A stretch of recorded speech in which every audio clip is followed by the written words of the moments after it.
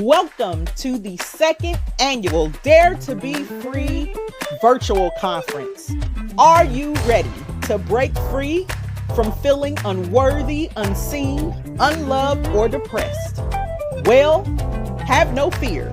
We are here to inspire, uplift, and equip you with the tools to help you heal, thrive, and win.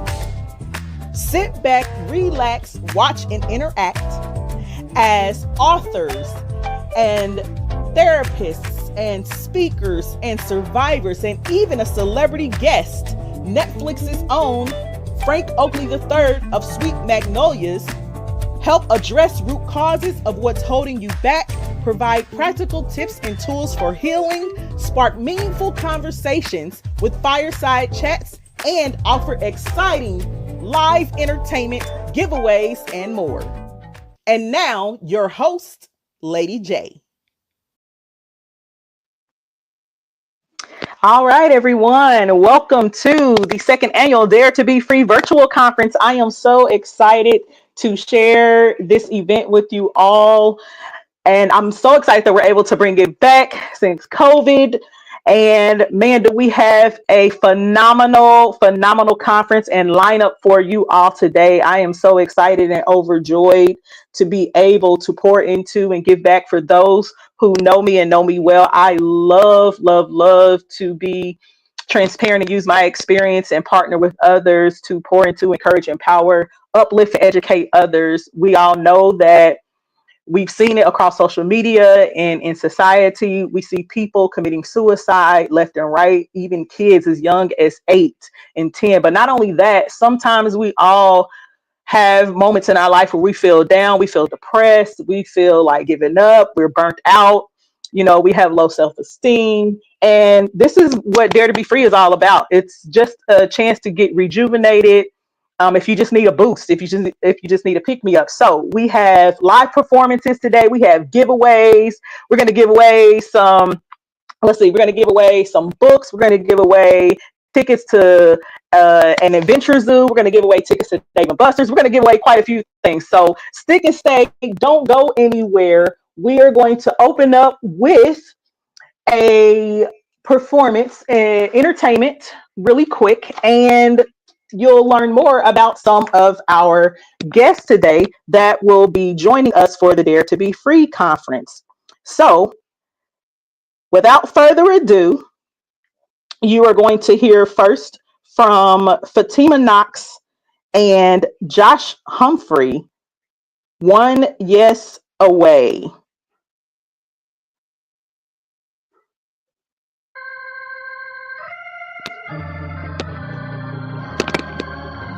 For every time you've heard the word no in your life, the time for your yes is finally here.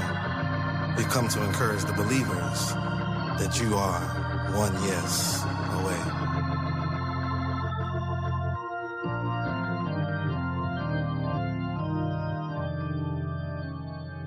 You are one yes away from your miracle.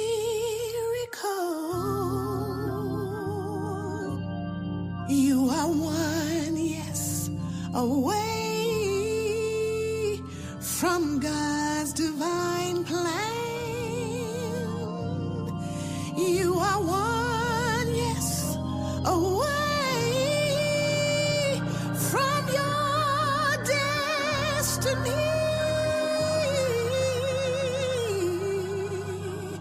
One yes away.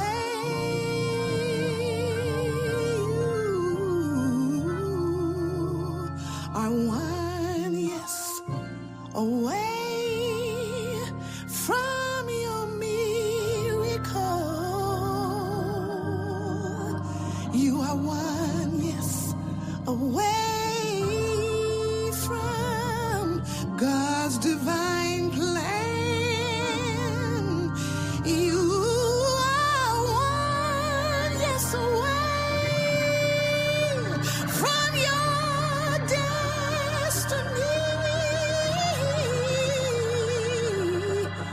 One yes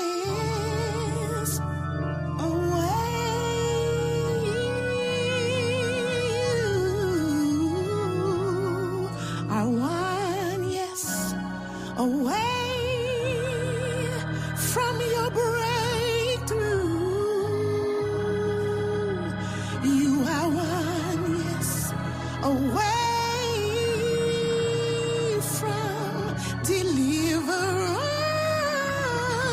You are one, yes, away from your liberty. One, yes, one, yes, one, yes, away.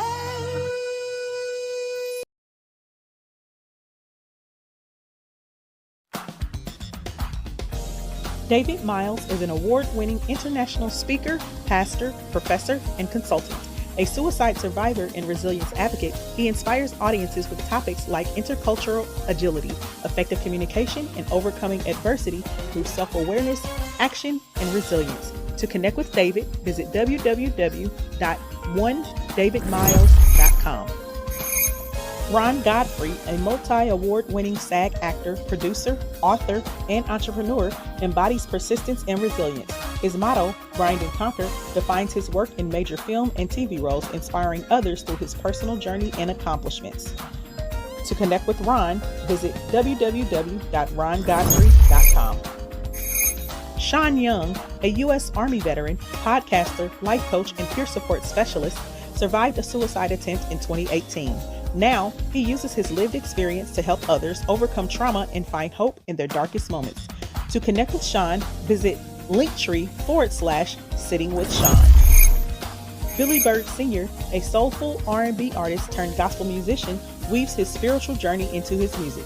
As an elder and youth pastor with a rough past, his album, I Trust You, reflects faith, transformative power, offering hope and redemption through worship. To connect with Billy, visit www.billybirdsenior.com. Sergeant Aaron Quinones, a former U.S. Marine Corps Special Forces Sergeant, led operations in 1st Angelico and served as a close combat instructor. Now a successful entrepreneur and community leader, he helps veterans through his award-winning Healing Through Service program. To connect with Aaron, visit www.sgtq.net.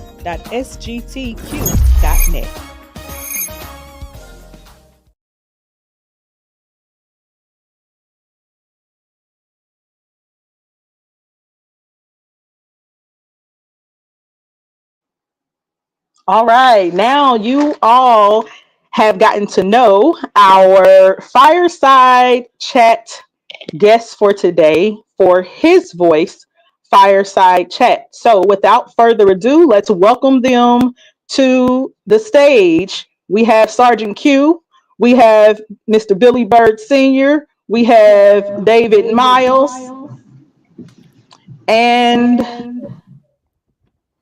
we also have Mr. Frank Oakley, Sean Young, and that is our fireside chat for today. Hello, fellas. How are you today? I'm getting some feedback. How you doing, Lady J? I'm great. Someone has their audio on for the show. Hello.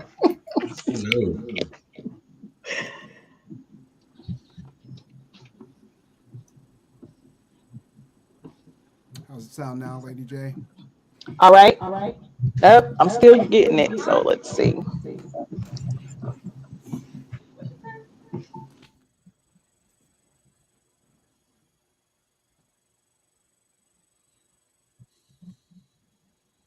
All right, so we're gonna get this started real quick.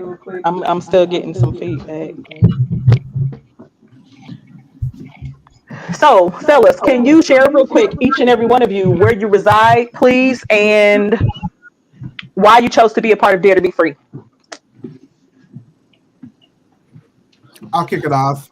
David Miles. I'm in the David Miles with a Y, Myles. I'm in the Minneapolis St. Paul area, And one of the reasons why I chose to be in this is right now there's such a huge need for authentic, safe spaces to have conversations. You know, people are hurting, they're going through people that seemingly are doing well.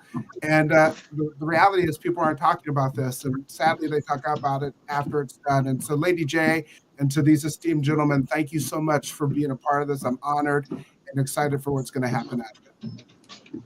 I guess since I'm right beside you, I'll go ahead and start off as well. My name is Billy Bird Sr., executive youth pastor and mission pastor of House of Prayer Evangelistic Church out of Kansas City, Missouri. My church is in Kansas City, Kansas, but I reside in Kansas City, Missouri. Go Chiefs! All right. So anyway, but the reason why I wanted to really be part of this is because it's an opportunity to show transparency so people to be able to see us and see men come together, but also the diversity, but also to be part of such a great group and to be able to talk to the nation, talk to the world about being free and about being who you are, like you said, the authenticity, about us being unique in who we are. So this is an opportunity. So I thank God. Thank you again, Lady J. Appreciate you. All right. Well, my name is Aaron Quinones, and I'm in Enumclaw, Washington, which is just about an hour outside of Seattle, way up into the mountains, the foothills of the Cascades. And I'm here today because I want to help other people take control of their mental health journey. I struggle with mental health, and I believe the best way to help people take control of their mental health journey is to do three things: educate, empower, and encourage them about how the brain-body connection works. Yeah. Melding scripture and science to give people practical tools they can use every single day to build that resilience. So I think it's important to have this diverse audience to reach a multitude of different demographics that we can then shine the light on them and they can influence their sphere, friends, family groups, communities, to be able to take control of their journey as well. I am Sean Young. I am a peer support specialist, life coach, shamanic healer, podcaster, man of many hats. I live in Union Bridge, Maryland, which is about 45 minutes to an hour outside of D.C., the nation's capital. I am here because I want to share my lived experience. We can look at statistics, we can look at studies, but nothing beats the lived experience in any situation. And I know Sarn Q, he's an amazing human being, and all these men on this panel and everybody that's in this are amazing human beings. And so I'm grateful to be a part of this, and I'm grateful to be able to share my experience and share where I've been and where I'm at now. My name is Frank Oakley III, and I'm originally born and raised in Kansas City, Kansas, so I see you. Come on, brother. Wyandotte County. But I'm currently residing in Atlanta, Georgia, and I'm here just because I want to learn, but also I want to be transparent and share some of my experiences in hopes of encouraging other people and hopefully make this conversation and these topics a little less taboo, specifically amongst men. That's great. Awesome. Thank you, fellas. So let's get into this fireside chat because, for those of you who know me, I like going against the grain. So we're going to talk about everything people don't like talking about. And I know that I'm a woman, but I'm a safe space, I promise. So first question, and then you can, chat among yourselves too, because of course this is a conversation. So what symptoms do you think that men exhibit when they are depressed? What are some of the factors? How can we notice those in men? Tiredness, not bathing, not taking care of themselves as they used to. I'll just say those two. I'm not going to take them up, but I know those are two signs sometimes. Yeah, those are great ones. Those are great ones to start off with. And I would say, underneath, people can have feelings of sadness, emptiness, and hopelessness. But for men, that might not always be so socially acceptable. So then it comes out with angry outbursts and irritability and frustration over even little small things. Yeah, absolutely. I agree with that completely. It's the irritability on the small little things, because the big things are there and the pot is overflowing. So any little thing that comes in becomes a really big deal really quick. And I know that's what I experienced in my life, and working with other veterans and other men in my church. I see that come out most often. The easiest emotion to get to is that anger. I know for me, it's isolation. I try to want to just go inward and kind of shut everybody out. Yeah. Yeah, I would agree with all these men on the panel. I'd also say for me, being more tired than usual, right? Sleeping more than I normally would. Had periods of my life where that's been dominant, right? And so sleeping more than you normally would, or extreme, and it's weird because there's two extremes. There's sleeping more than you normally would, and then there's the outburst of energy, right? It's gotta escape somewhere. So where does it go? Into the bottle. Yeah. Ooh, that's good. Awesome. Sean, Awesome. Sean, on that point, what's so great about what you're saying is all of that. Then when we're not sleeping, it leads to trouble thinking, because our minds are constantly going and we're trying to fix things and we're trying to strategize and we're trying to figure out, okay, how do we change the situation? And that's so true. I was going to say, because as men, we are fixers. We want to fix things. And so we tend to try to find something to cope with this thing that we have. And if y'all have ever been through, you know that, and nothing's going to cope. The drug or alcohol is going to help, in a situation what you're going through. So, fellas, well, hold on, because I want you all to go into this next question as you continue that conversation. I want to know, what resources do you feel are lacking for men? How much time do we have? So if you can stay at least maybe 2 minutes, 2 to 3 minutes on each topic, on this chat, that would be great. Listen, I know we got a lot to cover today, so ladies, I hope you're listening. Don't put your input. Listen. Well, one of the things, Lady J, is this, besides the lacking of resources, but like what you're doing today is huge, because as Brother Billy said earlier, you look at the screen and you see a diverse group of men, and men who have experience, who are suicide survivors, working with people who are, and a lot of times people look at us and they never expect this. They're looking at us thinking like, that's not going to be your story, especially those like who have pastoral and teaching, things like that.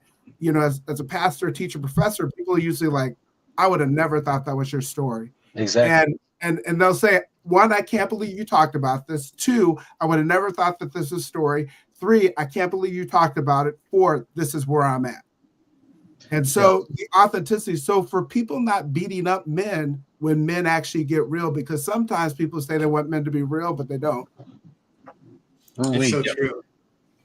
Yeah. It's sometimes hard to share in a big group or have a community of men where you can speak openly and honestly about this. We do it because we do it on a regular basis, but for guys just getting into this who are struggling, it's really hard. So I always help them to find just one or two other guys that they know and trust and can have this conversation with.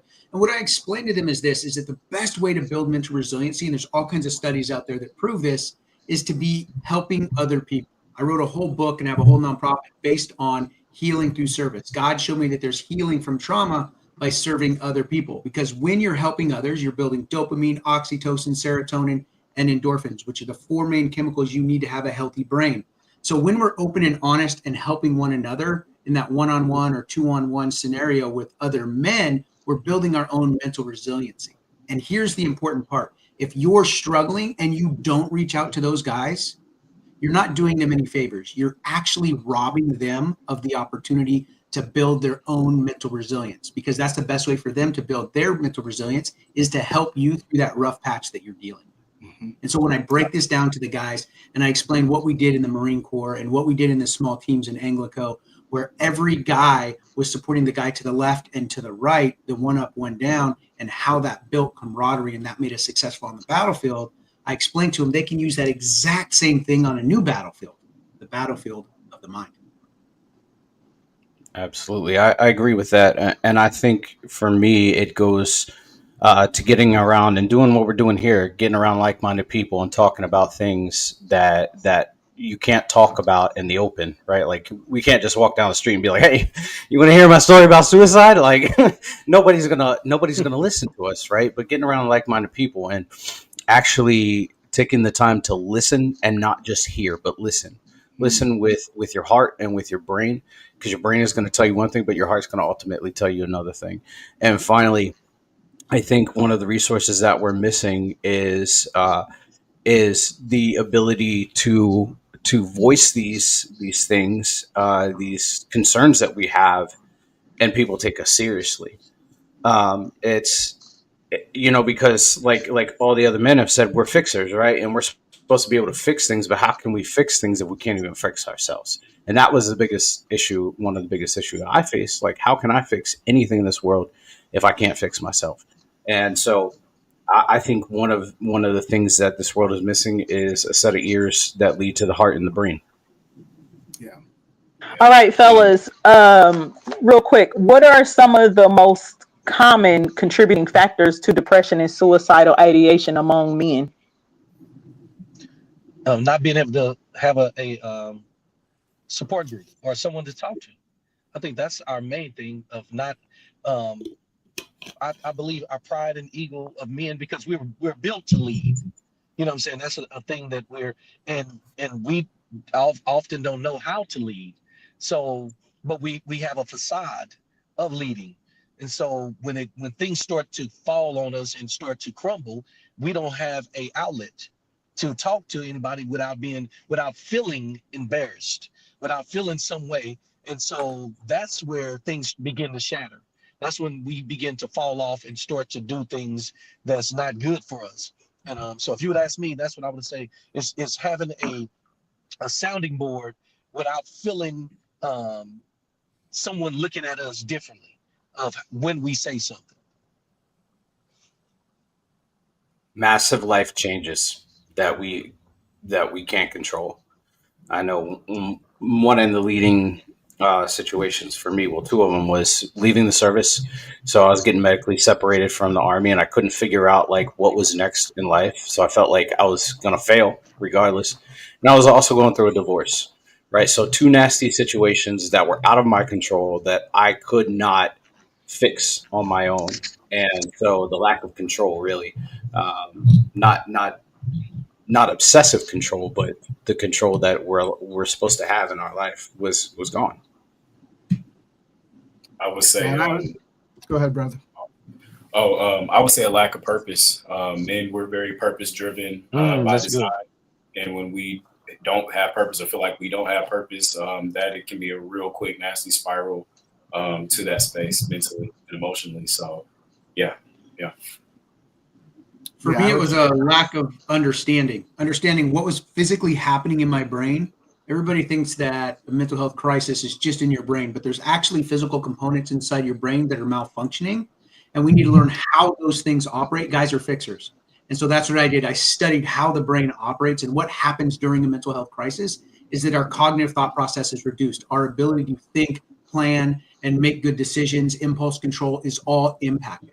So when people attempt suicide, when we talk to people who survived it, they all regret that attempt, but they feel like they had no other option at the time because they lacked impulse control. So when that intrusive thought came in about ending their life, we act on it, not because we actually want to die, but because we lack the impulse control, the ability to process through that moment in time. So when you can explain this to guys and this is how it works, then they're more apt to reach out because they realize this isn't just a mental health issue. There's physical issues happening in the brain, and we can fix that if we just knew how. And so we give people those step-by-step processes of things they can put in place. And the number one thing is having a battle buddy, one or two guys that you can communicate with on a raw, real emotional level and can support you when those moments come. That's what I've found has been the most effective. All right, fellas, we got about 3 minutes left. So I'm going to ask these last two questions. And if maybe two of you can hit on them the real quick. One, how does a lack of self-esteem and self-awareness present, and how can it be rebuilt? And then two, what does an actual safe space look like for men? I would say one of the key things is getting clear on three things. And if I may, at the end of a story in Matthew chapter 3 on Jesus' baptism, the Father says, "This is my Son, whom I love; with him I'm well pleased." Well, please, yep. This is my Son settles the question of identity. Whom I love settles the question of security. With him I'm well pleased settles the question of value. And at some point in this, we break down when we're not clear about our identity, our security, and our value. And what happens is you go to chapter 4, and Jesus is led out into the wilderness. He's tempted to turn stones into bread, temptation of personal comfort. He's tempted to jump off the roof by the devil, temptation of personal popularity. And then the devil says, "I'll give you all the kingdoms of the world," temptation to pride, possessions, and power. And you can do an autopsy of things. When we're not clear about those first three things, we will eventually, because we're going to wrestle with this in life, have to deal with the temptations of comfort, popularity, power, possession, and pride. And so I love one of the things that Billy said earlier, I believe, and he was talking about having people together. We were made for community, common unity. And we need one another and to provide a place where we're real. And we say to people like, look, you lost your job. That sucks. I'm going to have to pretty up. That sucks. Yeah. But then also say, as I have a saying, that my adversity is the fertilizer to God's future harvest in my life. And the best fertilizer smells like poop. And so, but it produces a harvest. And the purpose of a harvest is what? Feeding other people. We're only here because of our adversity and being given an opportunity to encourage other people. What I feel sometimes is that you might not be able to find that community. You may have to build it yourself. That's what I had to do. And that's what a lot of men have had to do is they couldn't find it. So they had to build it. And so that's why I created the ABCs of building positive mental health culture. What this is, it's a course that helps people be able to do just that. It educates you on the brain-body connection, and then it empowers you through these small little steps to build that community of other like-minded individuals. And what that means is that you are now finding purpose, helping other people, which builds your mental resiliency and rebuilding your community at the same time. Our tagline is healing through service, because there's healing through serving God and serving your community. Yep. Well, fellas, listen, I want to thank you so much for this conversation. This conversation is good. I wish we could keep going, but we got a lot more to cover and talk about. We got more people coming on. We have the Her Voice Fireside Chat coming up. We have the interactive panel discussion where those of you who are watching across Twitch and YouTube and Facebook and LinkedIn and all these other places that I cannot see right now, but all of you get to interact, ask questions, and be a part. So fellas, thank you so much for being a part of this Fireside Chat. Some of you, I don't know if I'll see some of you back for the panel. Sean, I know that you are going to be coming up here soon. So as we move along, I want to thank these guys for, putting their 2 cents in and helping us, realize some of the things that men deal with and what they need. So I hope that you all were listening. And as we move right along to the next phase of the show or the conference, we're going to get into some more entertainment and commercial, and then you'll learn more about the next set of guests that will be coming up here on the Dare to Be Free conference. So up next, we have Adrian and Music Box with It's Every Day is a Blessing. So Every Day is a Blessing, Adrian and Music Box. And then you'll hear from our next few guests. So don't go anywhere. All right. We'll be right back.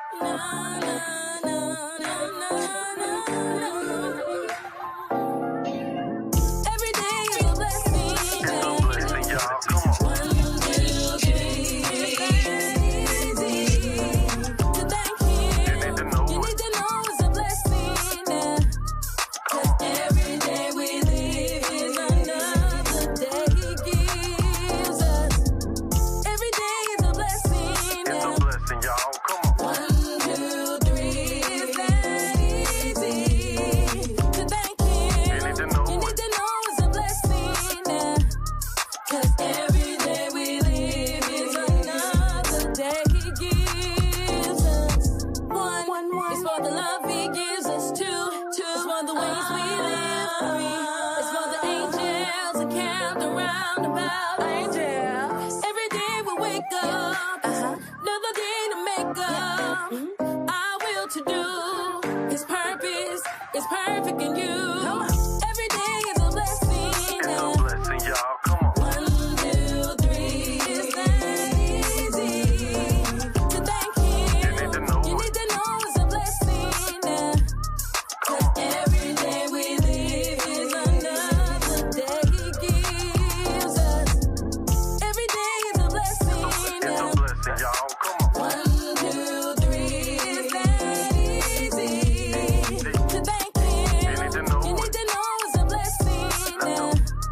'Cause every day we live is another day He gives us. Alarm going off, wake up. Stand on my 2 feet that He blessed me with. Cause today is no struggle. Wait a minute, Mr. Russell. I almost had a trouble. About to move with Danny Glover. Doors up and up, it's a yellow brick road. Took a shower, got fresh, getting ready for this heavy load. It's just a little sweat. I'm still flying my jet, flavor best with no debt. Every day is a blessing. It's a blessing, y'all. Come on. 1, 2, 3, it's that easy to thank Him. You need to know You it. need to know it's a blessing. 'Cause every day we live is another day He gives us. Every day is a blessing. It's a blessing, y'all. Come on. 1, 2, 3, it's that easy to thank Him. You need to know You it. need to know it's a blessing.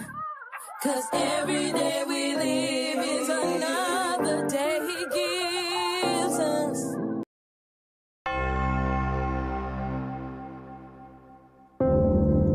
Four women, four battles, one life-changing moment. Based on a true story, I Survived Suicide, the movie, Volume 1, takes you on an unforgettable journey of trauma, resilience, and redemption.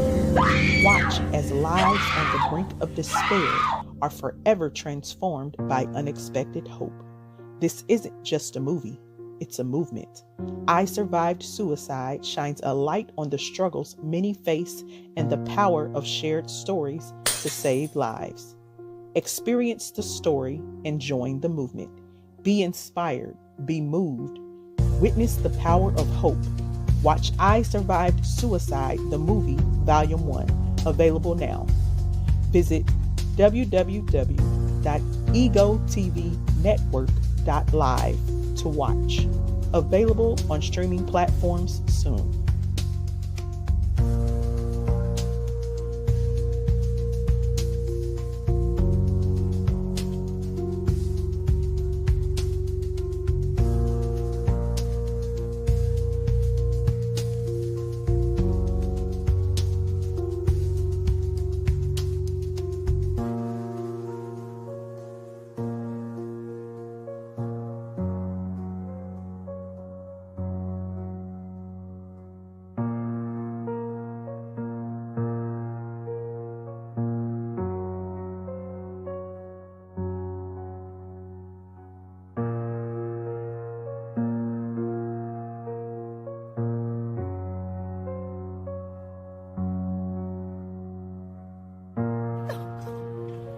Please come back. Please, Jane.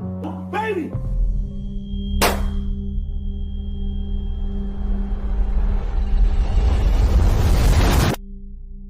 Don't give up.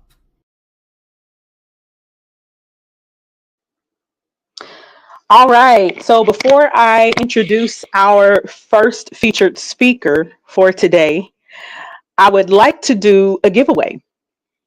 So, real quick, if someone can tell me who is our celebrity guest for today, you will win a copy of I Survived Suicide book, Volume 1. If someone could just put it in the comments, who is our celebrity guest for today? First person to respond correctly, you will receive the book. And after this airs, I will contact you so I can get your information so it can be sent to you. All right. So our guest first featured guest speaker for today is none other than Sean Young. You all just saw him on the Fireside Chat. He is a mental health advocate, he is a survivor, and a veteran. So let's go ahead and welcome Sean back to the stage. Sean, the platform is yours. Hey, how's it going, Lake J? How you doing? Great, great. Go All ahead and right. just share your story and give a word of encouragement and maybe, share some tools. Yes, ma'am. Yes, ma'am. So my name is Sean Young. I'm a person in long-term recovery. So what that looks like to me is that I have not touched a drink or a drug since December 27th, 2019, almost 5 years. I am so grateful for my recovery. I am also a peer sports specialist. I am a life coach. I'm a shamanic healer, like I said before, but I'm also a person that survived suicide. Pretty much all my life, I have struggled with ideations of suicide, all the way from the young age of 10 to 12, and then continuing on later in my life. When I was younger, I had a really rough upbringing and lived in a mostly abusive household with my father, and things weren't great. And I had this thought process of like, I don't want to be here anymore. I don't want to live. This is too much, even at a young age. And so one day I had this multi tool, which is like multifunctional tool, and I had the knife setting and I put it up to my wrist, and something in me said, I can't do it. And I started self harming at that point, and that didn't last long because I didn't like to feel pain.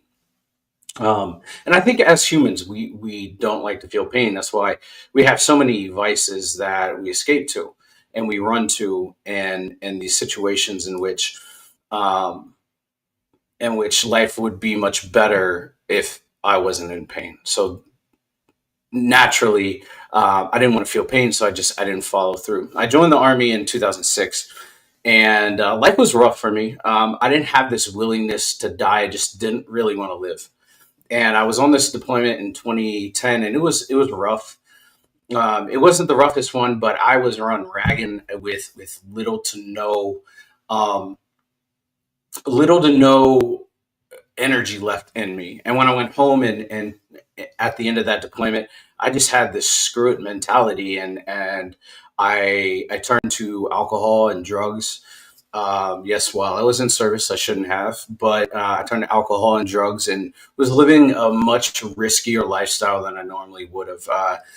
I I got away with things that I shouldn't have, and I did things that I'm not proud of, and I have made my amends for those. But the the thing is when I started getting that mind frame of I don't care if I live or die, that continued that trend of suicidal ideations, um, because once I got back to my unit, I just continued to progress downhill and spiral downhill continuously.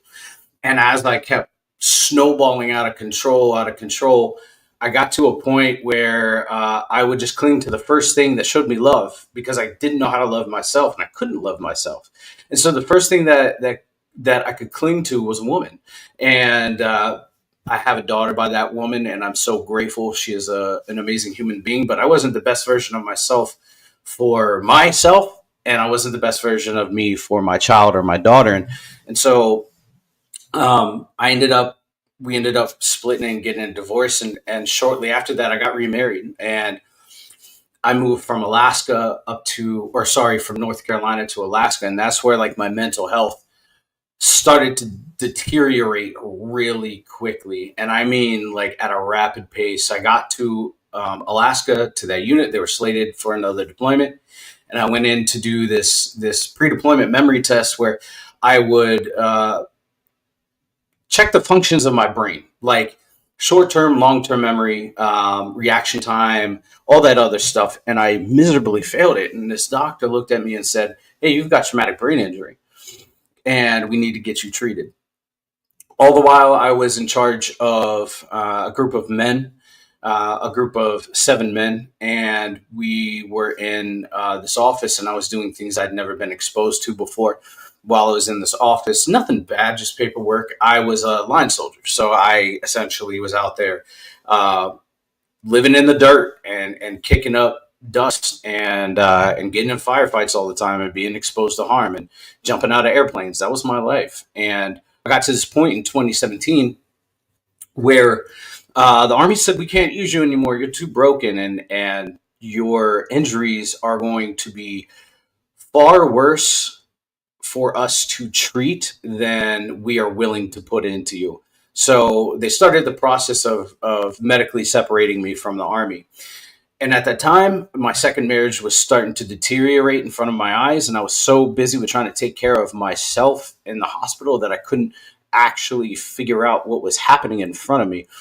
So 2018, the beginning of 2018 was the beginning of my separation from my second wife. And it was a rough time. And there's somebody in the chat, Angel Torres, he was kind of there for the whole situation. And I started to deteriorate and spiral downhill again. Like I had plateaued a little bit, but then I started severely, spiraling out of control. And I got to this point in May where I didn't care anymore. I showed a face. I put the mask on for everybody because I didn't want them to see me for how I really was. Not that I was a bad person, but I was just severely depressed. I was an alcoholic again. I had relapsed. I was just spiraling out of control. I put a smile on for everybody so that they didn't suspect anything. And I just got to this point where I just said, I don't care. And I had a month-long binge on alcohol. And June 1st was the day that I decided, like, it's done. I'm leaving this earth in a basket or in a body bag. And so I went to this big creek bed in Alaska, and I sat there with a few of the people that I had come with, and I said, well, if one person picks up the call, then I won't do it. I will say it's a fluke and everything is good.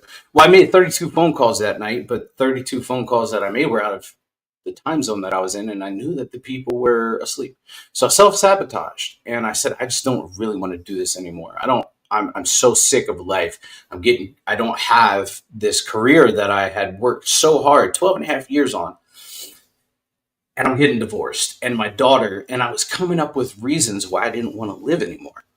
And then it just got to the point where I said, I'm done, screw it.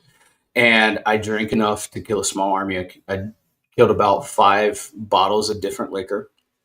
And in the middle of the night, I jumped in my vehicle and I drove to a secluded location where nobody would find me, or I thought, and I put my truck into a tree at 70 miles an hour. And the crazy thing was, at the time, in the Army, I was the person that drug tested people. So I knew how much alcohol had to be in my system in order for it to be effective. And I used my knowledge and understanding of that to my advantage. And I hit that tree, and the next thing I know, I'm waking up in the hospital. And my ex-wife is next to me, and she looks at me and she says, you're dumb for doing that. And that's the last thing I wanted to hear, right? Was like, you're dumb for doing that. And then my chain of command came and said, you're dumb for doing that. This is the last thing I wanted to hear from people that I looked up to. And so I felt like I had no support until Angel and my buddy Jeremy came to my house after I got released from the hospital. And they took me and they said, we need to take care of you because you're not okay. And I ended up checking myself into the hospital the very next day. And the things that I learned in that month time frame away from the regular world that I knew started to make this little impact on who I am today, just a little bit. That was 2018. What am I doing now? Like I said, I'm a shamanic healer. I had to work so hard on my mental health because I wasn't just suffering from from mental health crises, but I was also suffering from addiction, and I was suffering from a lack of self love, and I was just a lack of faith and a lack of understanding of who I am and perspective to the outside world and where I fit in.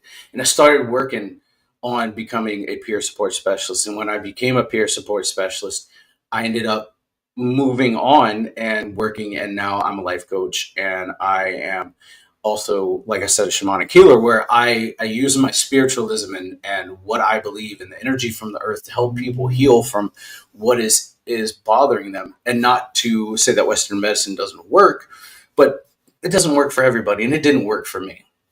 It started to work, but there was something more that needed to be done. And now I'm gonna share a little bit of statistics I looked up in preparation for this. So this is off the VFW website. Within the key report findings, the VA data showed that in 2021, reported suicide rate was higher amongst veterans between the ages of 18 and 34, followed by the ages of 35 to 54. The rate in 2021 was 39% of all veterans committed suicide, and that's a 1% increase from 2020. And with the estimated 6,392 veterans that had reported committing suicide, 6,042 of them were men. And that is rough. That is a rough statistic to look at, considering that I am myself a veteran and that I live in this population. Also, I looked at statistics from the active duty component, and the active duty component said that in the fiscal year of 2023, suicide amongst service members was at 523 reported cases. That doesn't actually go into unreported cases of suicide. Or what was deemed to be suicide. And the previous year was 493. And that is out of every 100,000 soldiers. So that was 9% higher from 2022. And most service members who died by suicide were enlisted young men that were not at a higher pay grade. Suicide rate amongst males, and this is just, general studies. Suicide rate amongst men in 2022 is approximately 4 times higher than the rate amongst females. Males make up 50% of the population. Nearly 80% of the men of suicide reported was men, and so that's pretty rough. What I will say is that along my travels, I've had to do a lot of healing myself, but I've also trained people to be peer support specialists. And one of the hardest classes that I've had to teach is suicide and suicide awareness. And I sat in front of this woman whose son had died by suicide, and she just kept saying, "If I could just save him, if I could just save him." And I looked at her and I said, as with all the love in my heart and all the compassion in my heart that I could, that you couldn't. And I say that because we have to save ourselves. There is no amount of love that I could have received that would have stopped what I was going through. There was no amount of positive affirmations that I or anybody else could have fed me that would have gotten me through or stopped what I was going to do. I was going to do it regardless. It just was a matter of time. I had to save myself. There's a parable of a man in a hole, and his first line leader comes. This man had fallen in a hole, and he reaches up and says, "Hey, I need help. I need help." And the first, his highest chain of command leader looks down at him, scoffs at him, and walks away. The second guy comes, and he's the next in line down from the commander, looks, scoffs, and walks away. But then you've got the NCO, or the non-commissioned officer, which what I was, looks down in the hole and grabs the man and says, "Hey, I'm going to come down and we're going to dig you out of this hole." And that's what I do for people now is I go down in that hole with them and I sit in that gunk and that filth and that nasty feeling that nobody wants to feel, the hatred for yourself and the stuff that you hear from the outside world that gets filtered into here and then comes into here and sits in here. I sit with that and I sit with people and I allow them to feel that pain. And I say, you don't got to feel it anymore. We don't have to feel that anymore. We can change the prospect of our life by changing the way that we think about ourselves. And the way that we think about ourselves can change the way that other people think about us. And Lady J, that is my story. Thank you for letting me share. Thank you so much, Sean, for sharing your story. And man, what an amazing testimony to, consume enough alcohol to possibly, have alcohol poisoning and then deliberately drive your car at 70 miles an hour into a tree. And you are still here. God, listen, God is amazing. And when he has a purpose for your life, you are not leaving here when you are called and chosen until that is done. So I thank God for your story. I thank God for your ability to be transparent and to be, let me say, explicitly transparent and to be obedient so that the people that you are assigned to also can be healed and overcome. Thank you so much, Sean. Absolutely. Thank you. Merry Christmas, Lady J. Saying to you. All right, guys, that was Sean Young. What an amazing, amazing testimony. So we are going to keep this thing rolling. All right, so up next, we will have another commercial break, entertainment, have some giveaways, and then it's the Her Voice Fireside Chat. So you get to hear from the ladies here in just a moment. So stick and stay. Don't go anywhere. You're going to hear Billy Bird Sr. Noticed Me. And then following him, you will hear a commercial and you will get to hear a little bit more about the other panelists that are here today. And then the Her Voice Fireside Chat. All right. So don't go anywhere. Billy Bird Sr. Noticed Me.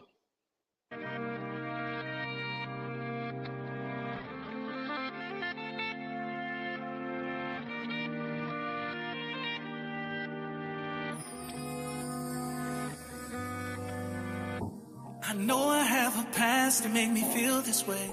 I know I did some wrongs, I need some love today. A little grace and some mercy. Your brother really hurt and I really need your loving.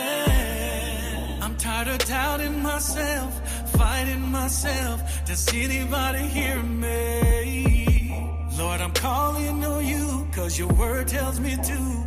Then you told me you love me from the beginning. Cause Father, you notice me. Father, you notice me. You favor me from the beginning. Cause Father, you notice me. Father, you notice me. I meditate on your word day and night. I gotta focus on how to live right. I gotta be strong and courageous. I'm filled with your greatness, cause ain't nobody stopping me. I gotta remind myself not to be broken. I gotta remind myself that Jesus died for me. I gotta remind myself to stay holy. Holy, holy, holy. Cause you love me from the beginning. Cause Father, you notice me. Father, you notice me. You favor me from the beginning. Cause Father, you notice me. Father, you notice me. Oh, you notice me. You notice me. Oh, come on. Father, you notice me. You notice me. Hey. Father, you notice me. Before the foundation of the world. Father, you notice me. In my mama's womb. You notice me. Yeah. You notice me. 'Cause yeah. From the beginning. From the beginning. Father, you notice me. Yeah. Father, you notice me. Yeah. You favor me from the beginning. 'Cause Father, you notice me. Father, you notice, yeah. 'Cause you love me from the beginning. 'Cause Father, you notice me. Father, you notice me. You favor me from the beginning. 'Cause Father, you notice me. Father, you notice me. You are not alone. Your story matters, and together we can save lives. Welcome to I Survived Suicide Movement, a powerful community of courage, healing, and transformation. Share your story in our book series or docudrama films, or remain anonymous and inspire others from behind the scenes. Your voice can make a difference. Whether you've overcome suicidal ideation, lost a loved one, or simply want to help, this is your chance to educate, inspire, and create change. Together, we can turn pain into purpose. Share your story, be a part of the film series, subscribe, support, and/or donate today. Join us at www.isurvivesuicidemovement.com. Together, we can be the light someone desperately needs.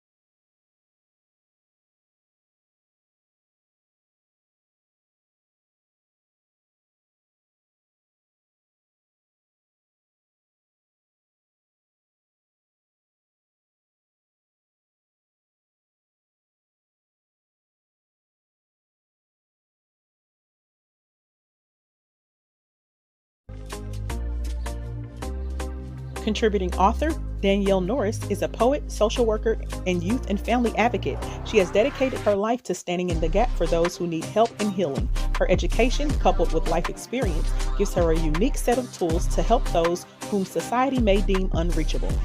To connect with Danielle, visit her Facebook page at Danielle Norris. That's Danielle with 2 N's.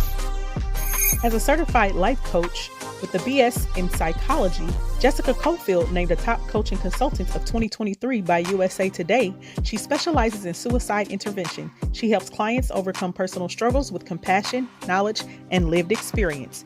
To connect with Jessica, visit www.epcoachingservices.com. Celicia J., an actress, author, emotional healing coach, and motivational speaker, inspires with her honesty and resilience. Her book, I Survived, chronicles her journey through adversity, while her performances and advocacy uplift women and children, spreading hope and empowerment everywhere. To connect with Celicia, visit www.iamceliciaj.net. Chantel Austin, a 3-time cancer survivor and military wife, founded You're Worth Fighting For, Inc. to support cancer patients and inspire those battling depression. Her story of resilience motivates others to keep fighting through life's challenges. To connect with Chantel, visit www.yourworthfighting4.org. Angelica Gallen is a trauma-informed healer, resilience advocate, and transformational guide. Having overcome institutionalization, cancer, domestic violence, and complex trauma, she integrates science and spirituality to create retreats, healing programs, and wellness centers inspiring hope and empowerment worldwide. To connect with Angela, visit www.awaken.com.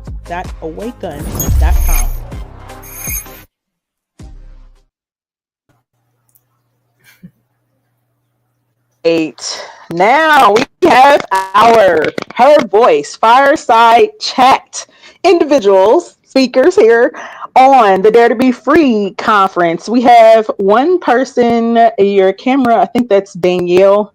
I think her camera is off at the moment or messing up on this. But so let's welcome Celicia and Jessica and Danielle. And unfortunately, Michelle had a funeral to go to, so she won't be here today. So please keep her in prayer. And there was an emergency with Chantel. But you three ladies, you got it. Let's see. Oh, Danielle is back. So let's add her. Hello, ladies. How are you? How are you? Hello. Very Hello. good. How are you? Good, good. I'm excited. I needed this. I didn't even know I needed this. So listening to everybody thus far.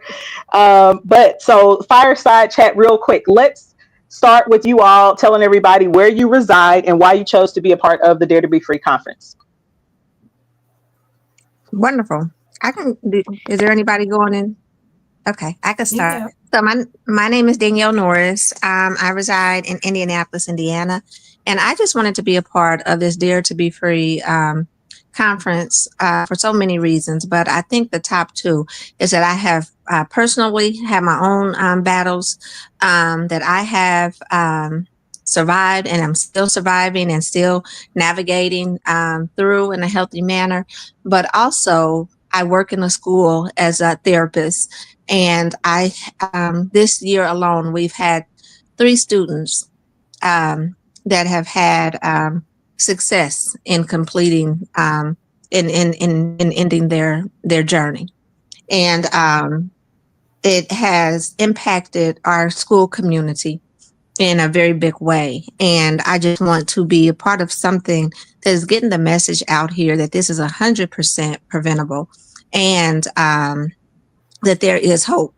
And because you may be going through this journey now, it doesn't mean when you get 30 or 40 or 50 or 60 or even 2 weeks from now that things can change, hope can be renewed and restored. And so that is why I want to be a part of this campaign. Absolutely. Yes, so I guess I'll follow. My name is Jessica Caulfield. I am in Orlando, Florida. And, I'm so sorry to hear the statistics of what you've seen happening this year.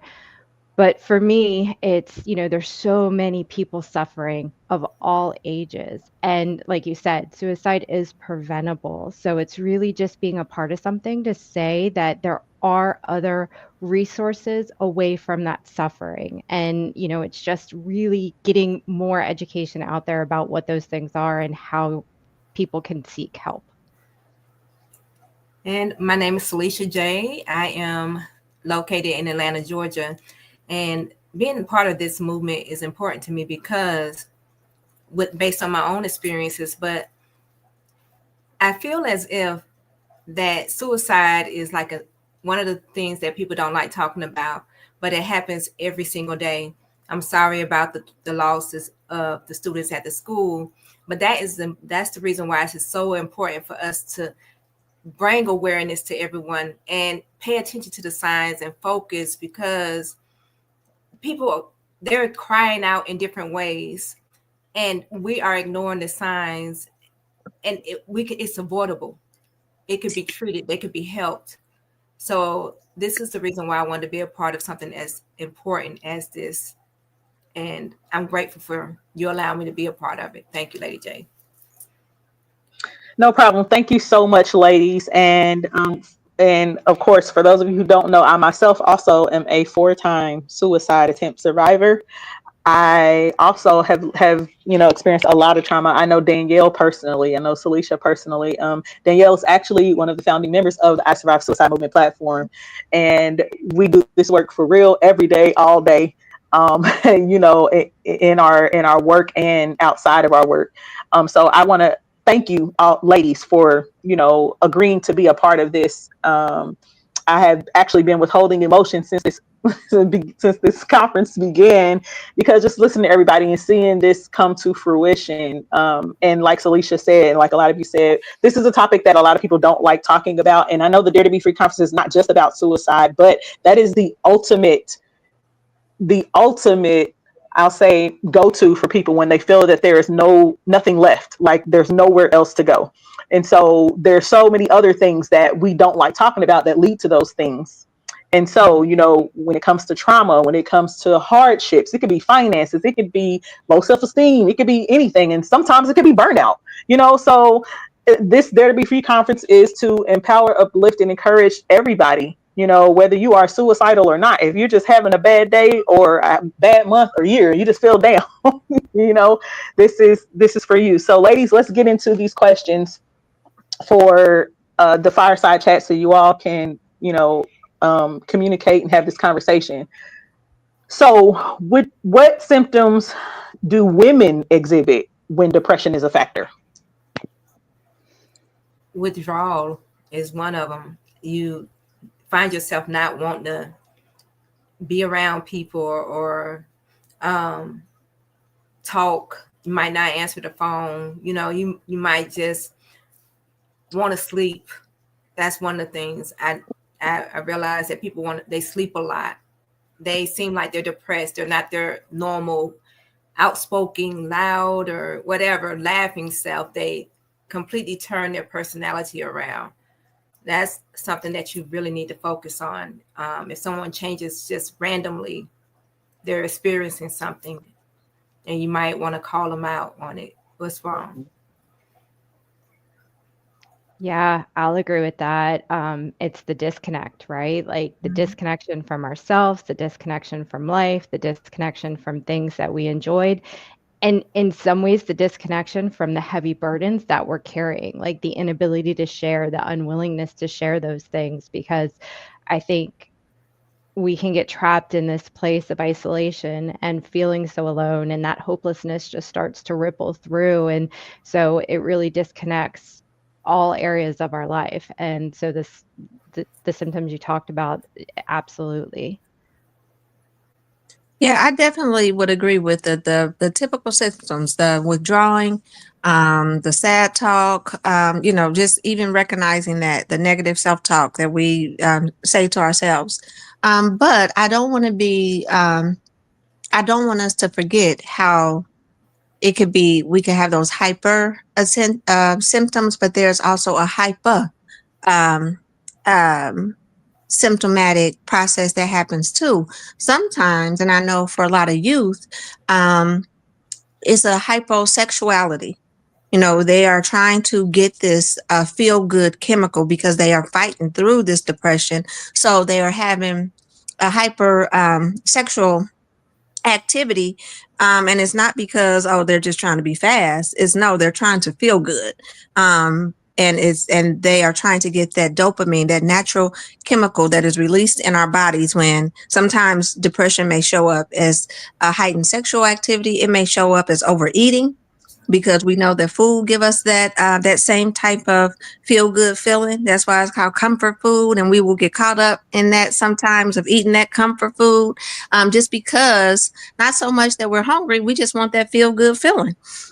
So I think definitely the typical symptoms, but we also have to look at it from a different angle sometimes, and we have to look at those symptoms. Sometimes it is, I'm going out every day like crazy, or my spending is out of control, and it's not because it's because I'm trying to just feel good. I'm fighting my way through this depression, and it could just show up it could show up in many different ways, and it could look different among different individuals. So we can't be so we have to be more mindful and more open-minded when looking at what depression really looks like and who it shows up in, because it doesn't have a discriminatory factor. It's going to show up in anybody and everybody. It is showing up in animals. I just figured, they just told me that the dog is depressed. I'm like, what? Wait a minute. But it doesn't discriminate.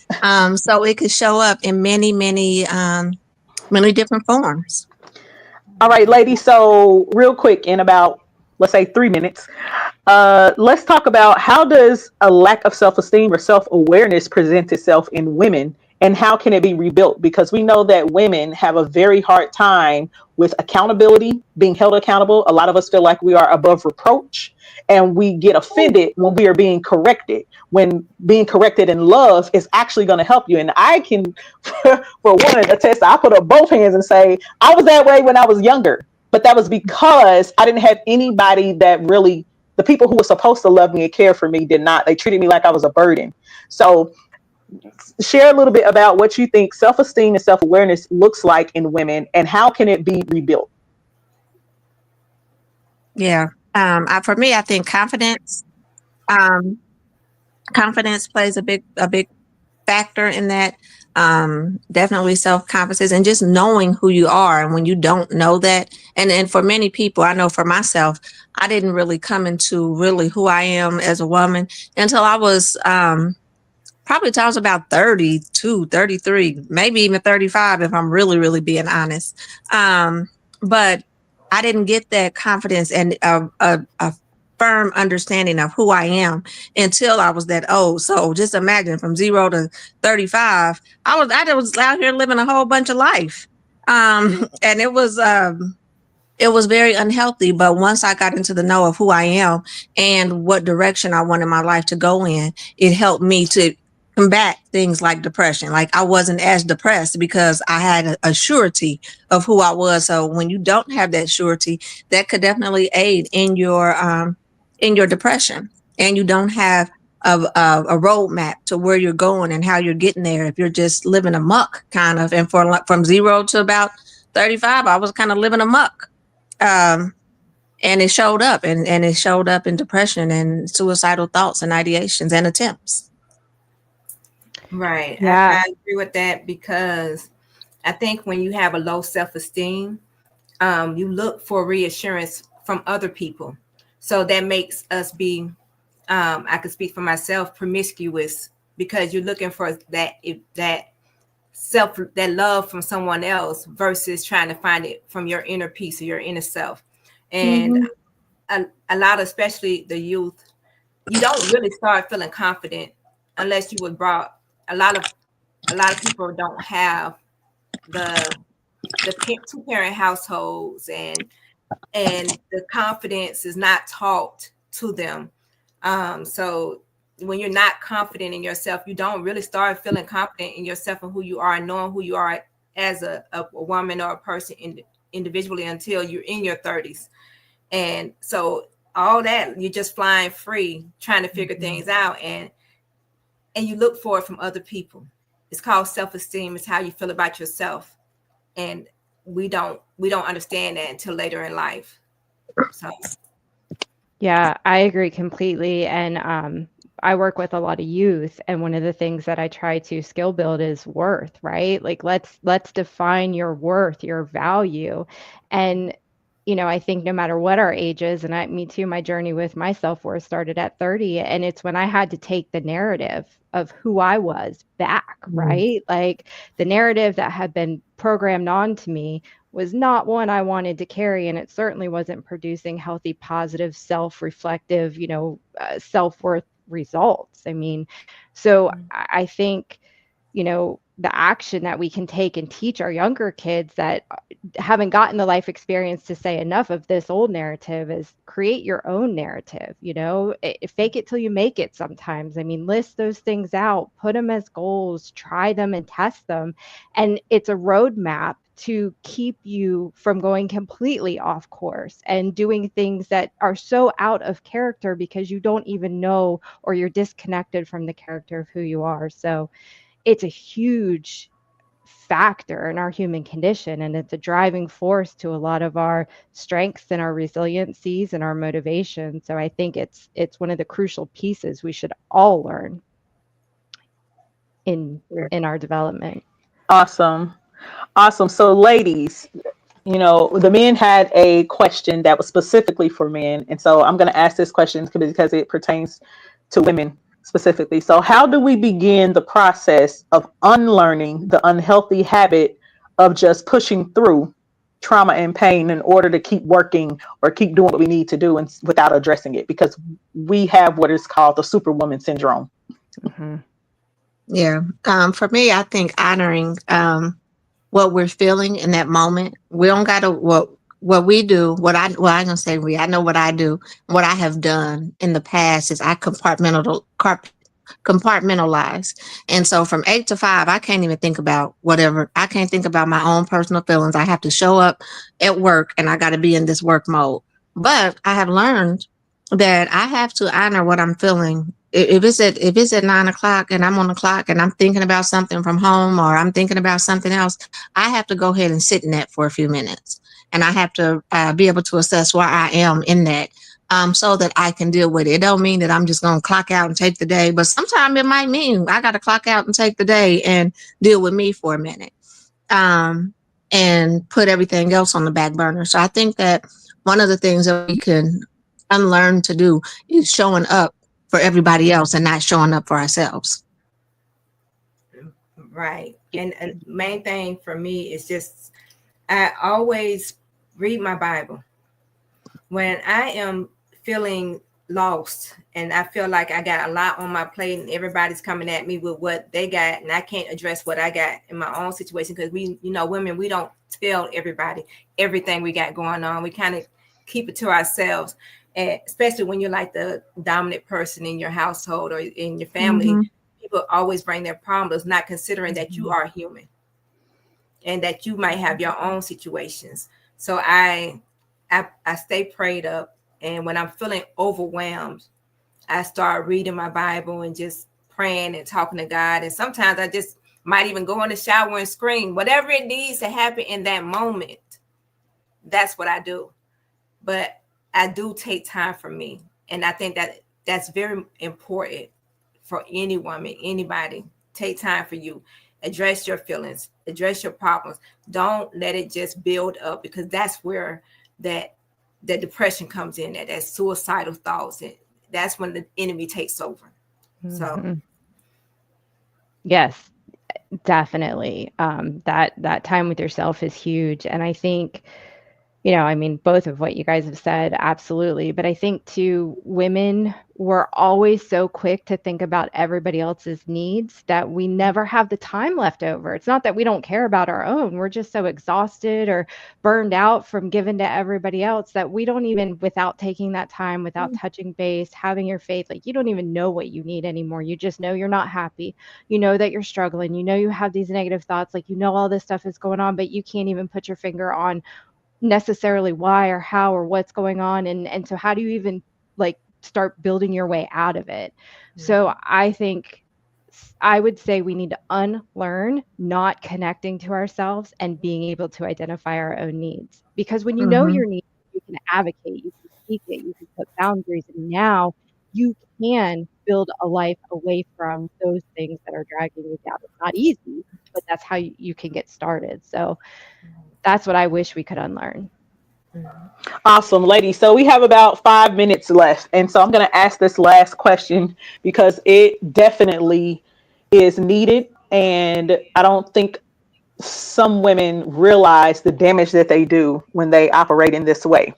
So, what does a safe space look like for you, especially when it comes to sisterhood? Because we have a lot of people, a lot of women who have these women empowerment platforms and sisterhood platforms, but they are mean girls. So, um, and or they treat certain women one way, better than they treat other women. So, what should it look like, and what should a woman look for when it comes to those types of circles? Mm-hmm. That sorry, I would say for me, so the faith, right? Like a safe space is typically, I've personally found it surrounded by women of faith, women who have a connection to their own selves and have compassion for what other people are going through. Because one of the things is when we finally get vulnerable enough to tell somebody the truth, the depth of what we're struggling with, and we're not met in a safe space, that could be the only time we actually speak it and communicate it. So making sure that you are paying attention to what the other people are offering and providing you when you have nothing to give to them. And if they're showing up and they're being compassionate and supportive and you feel safe and you feel encouraged, then I think that's a good indicator that you may have stumbled upon a safe place. With me is, I feel like that being around like-minded people that have experienced trauma, that won't judge my circumstances based on what I'm going through, or who I am as a person based on what I'm going through at this moment, is knowing that I'm human, they're human. We're all going to face our own difficulties at some point in our lives, and just making sure that I am comfortable sharing my experiences, because they are not going to judge me. They're not going to carry my information to other people that are not in my comfort zone. I find that women, a lot of the safe space, and then, it's usually faith-based, just like you said, it usually be the people of faith, because they don't want to talk about you. They want to help you. They genuinely want to help you.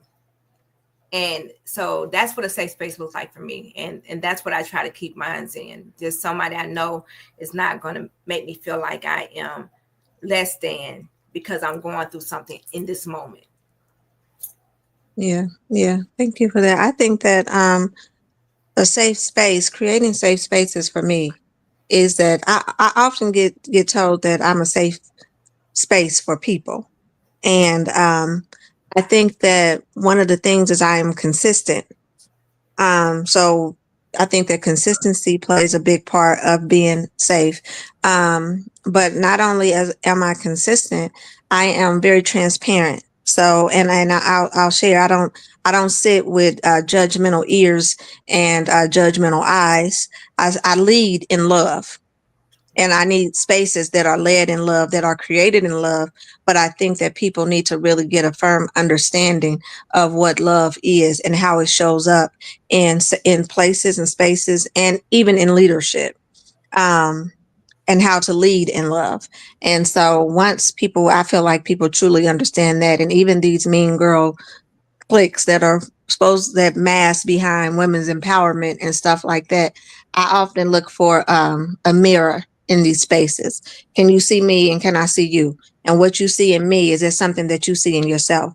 So I like for my places to be consistent, please be transparent, be love led, and let love be the foundation, and be reflective, a place where someone can see what they need in me and I can see what I need in them. And that's it. Great answer. Awesome, ladies, man. I love those answers, and especially a mirror. That's good. Ladies, adopt that. Adopt that. Okay, please do. I want to thank you all so much for joining and being a part of this fireside chat. We have the interactive panel coming next. Please make sure that you are in the audience so you can ask questions. People are asking questions, and so you'll be able to answer or communicate with them as we continue in our conference. It looks like we're going to get done early, y'all, because Miss Michelle, she had a funeral to go to, which is great, but I am loving all of this. So up next, we have a phenomenal poetic performance, because our theme is Don't Give Up. So by Miss Kim Thomas, who actually performed this in the film I Survived Suicide Volume 1. So we have her performance coming up. You do not want to miss this. And we will have another giveaway and commercial as we introduce our panelists, which is the last segment of the Dare to Be Free conference before our wrap up. So please don't go anywhere. Thank you so much, ladies, for the fireside chat. You all did an amazing job. I really do appreciate it. All right, guys. So let's move on to our next phase. Up next, we have Miss Kim Thomas with Don't Give Up. Hey, I'm coming.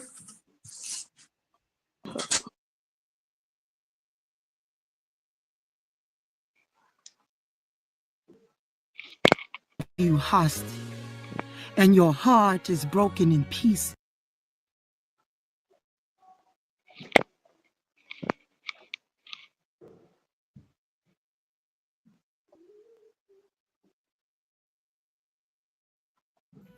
when your thoughts hold you hostage and your heart is broken in pieces, when broken promises meet your disappointment and the anger within releases, when the abuse seems never ending and a confidant cannot be found, when abandonment becomes reality and every stronghold has you bound, don't give up. When your mistake seems to outweigh your lessons learned and the good doesn't trump the bad, when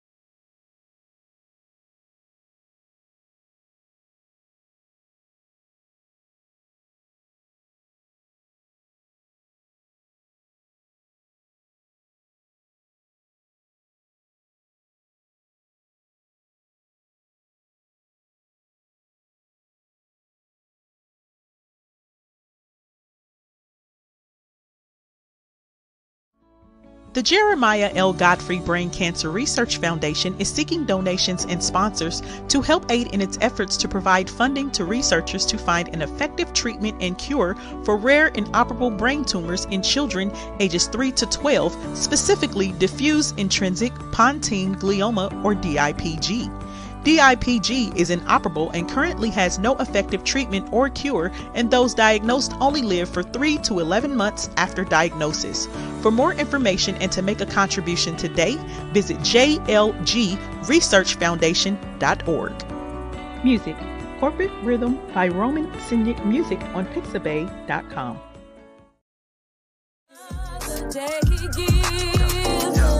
Alarm going off, wake up. Stand on my 2 feet, daddy bless me with. Because my life was so messed up, and I really need your touch, and let it pray for me. My everything. We need your power. Oh, to come into my life. You are with me. you are one, yes, away from your breakthrough.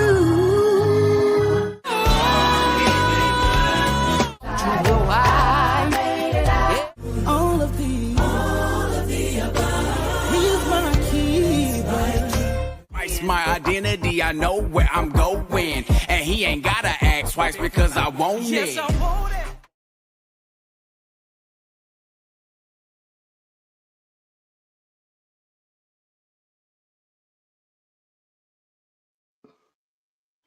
All right, so we had some technical difficulties with our performance. So we're going to try this one more time and see, because of course technology wants to do its own thing today. So let's see if we can get our performance to play one more time, Miss Kim Thomas, and then we will introduce our guest for our panel.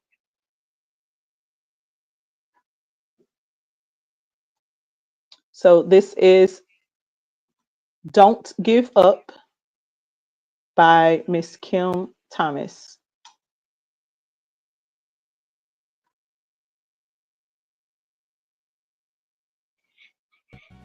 When broken promises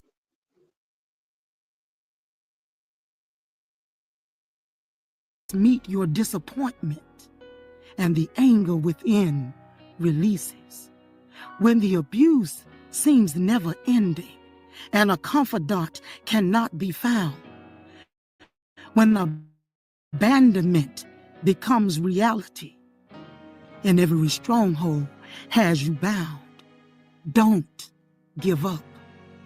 When your mistake seems to outweigh your lessons learned and the good doesn't trump the bad, when trials become habits, and your face never meets happy, but only meets sad.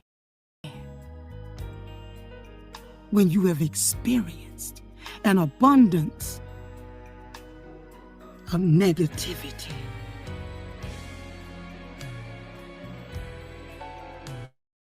And your days become nights when your strength is depleted and you can no longer fight.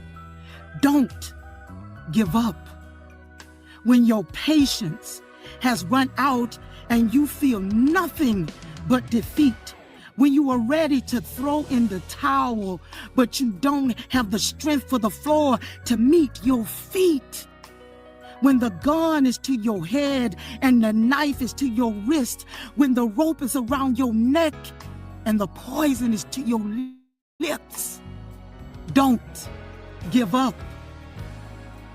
When all the odds are stacked against you and it seems like a never-ending flood. Remember that trouble doesn't last always, and you are covered by His blood. When you have been knocked down for the count, understand that you have not been taken out. Let Him be your strength in weakness, and get ready for the victory that's coming about. Don't give up. It doesn't feel good, but it is necessary. He needs a chance to prove to you and your enemies that He is more powerful than any adversary. Your trials would become triumphs, and testimonies would be the results of your test. You had to go through the fire in order to be transformed to be your best. Don't give up. See, we've been there before, and He has kept us through it all. No matter how many times we were knocked down, He kept us every time we experienced a fall. See, He promised us that He would never leave us nor forsake us, and He has been faithful through and through. We know without a shadow of a doubt that if He did it for us, He will do it for you too. Now, we have already put in a word for you, and He told us to tell our story. But some of you need a visual, so He used life support to get the glory. Every low place is preparing you for the high. Now that you have exhausted all options, give Him a try. You don't even know that your faith is being elevated. And we want to encourage you as you go through. If you are afraid, ask Him. And tell me your servants sent you. Don't give up. Don't give up. Don't give up.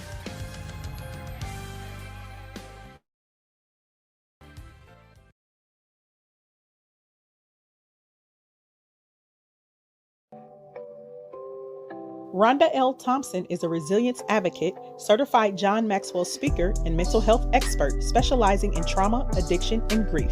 With advanced degrees in psychology and crisis counseling, she empowers others through mentoring, speaking, and personal development. To connect with Rhonda, visit TotalHealingBreakthroughCenter.com. Contributing author and life coach Jashina Shelton is the founder of J. Shelton Enterprises. Her organization's mission is to assist individuals with overcoming community and educational barriers to help them prosper in all areas of life. For more information and to connect with Jashina, visit jsheltonenterprises.com.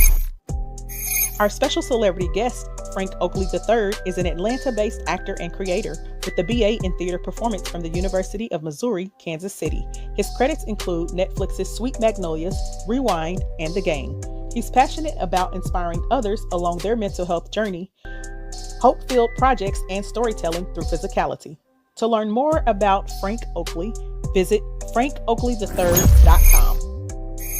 Chris Milson is a mental health advocate, podcast host, and resilience speaker. After surviving 2 suicide attempts, seeking therapy transformed his life. He now empowers others through his mental health group and podcast, inspiring hope and healing. To connect with Chris, visit him on Facebook at Mental Health Movement.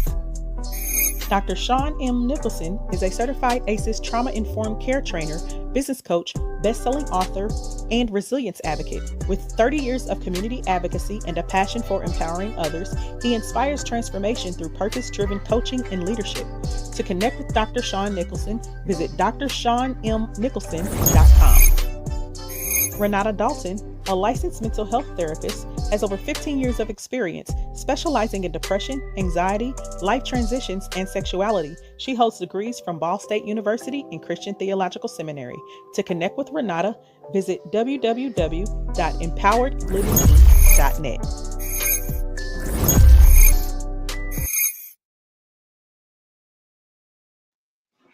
All right. I do apologize. Technology is doing its own thing today. Hopefully that you all got to hear the poem Don't Give Up by Miss Kim Thomas. Shout out to her. She did a phenomenal job. You all can actually watch that in the movie I Survived Suicide Volume 1, the docudrama, if you will. So our panelists, you just heard about our panelists. So let's go ahead and bring them on. This is the interactive panel for the Dare to Be Free conference where you all can interact, speak with, and submit questions for the panelists. So we're going to go ahead and add everyone to the stage for the Dare to Be Free interactive panel. Welcome, welcome, welcome, everyone. How are you? Good. How are Hi, you? how are you? Doing good, doing good. Great, great. So real quick, as I've been doing all day, everyone, please share where you're from, where you're, joining us from, and why you decided to be a part of the Dare to Be Free conference. Frank, I know you already did this once. Well, I could go first. So my name is Renata Dalton. I'm based out of Indianapolis, Indiana, and Go ahead. and this just a great opportunity, something very much needed that we need to speak on. Like has been said time and time again, it's not a sexy topic. It's not one that people really want to talk about. But in order to heal, we have to acknowledge what it is and talk about it and go through the steps to heal.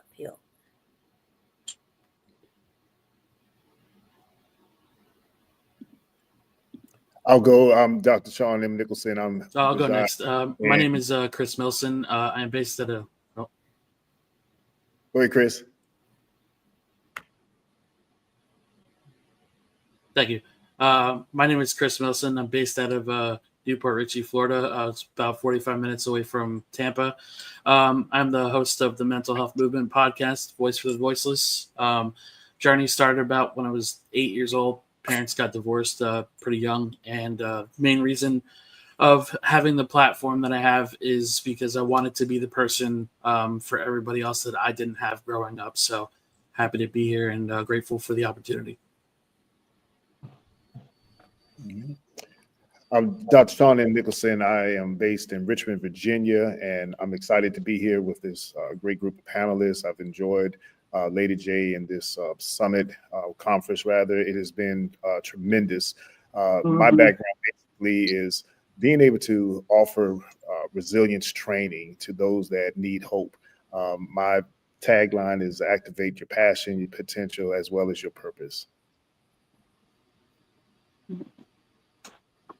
So I'm Jashina Shelton. I'm now based in Indianapolis, Indiana, and I wanted to be a part of this because it touches me personally as a suicide attempt survivor, and also it impacts the work I do in the community. Awesome. And for those of you who don't know, Jashina is also one of the founding members of the I Survived Suicide Movement platform. So shout out to her. So, all right. Let's get into this interactive panel. So I know we have about 20 minutes to, go over these questions, and then we're going to have a Q&A with the audience. I mean, everybody has been, commenting, asking questions and things of that sort. So I do appreciate you all for being here. All right. So First question: what can we do to support men and women during their transition from trauma and brokenness into healed and thriving? I think providing a non-judgmental space for people, it kind of it can remove any like taboo nature. It can remove any shame or guilt that often comes with struggling with things like this. And when we're doing that, making sure we're listening to understand and not to like fix or you know maybe reframe is a better way to probably do that. But ultimately, listening to understand. I would agree with that. Also, to just show empathy. This is not a space to talk about sympathy or to sympathize with someone, but rather to be empathetic to what has happened and to just be that listening ear to what they have experienced, especially with dealing with a degree of trauma. We learn in trauma in teaching it is that you don't ask questions, well, what's wrong with you, but rather what happened. Yeah. I would also add to that, just recognizing that And you know, speaking from this is part of the. Oh, go ahead. sorry, there's a Go delay. ahead, My Renata. bad. Yeah, there is a delay. Renata, go ahead, and then Chris, you go ahead. Okay, I was just gonna say that this is a part of the human experience. We're human, so because we're human, that means we're going to go through things. Life is going to happen, and we can't judge or make assumptions because we're viewing life through our own personal experiences, through our own lenses, and everybody's going to have a different experience. So, like what's already been said, we have to be empathetic and recognize.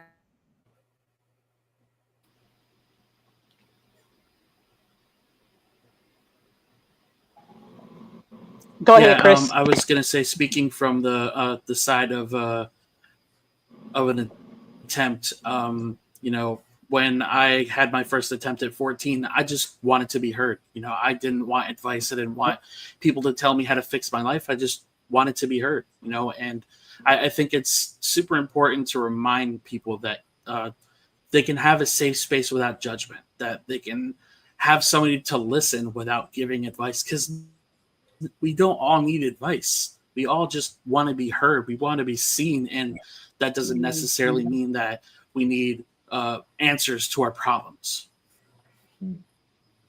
Yeah, I agree with Now, based off everything.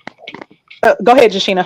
Yeah, I was gonna say I agree with everything, but also in certain times, be willing to share your own story because we are human, and sometimes people make us to be like, "Oh, you're the big I." No, I'm just another human, right? And so, just kind of be willing to be there in your authentic self.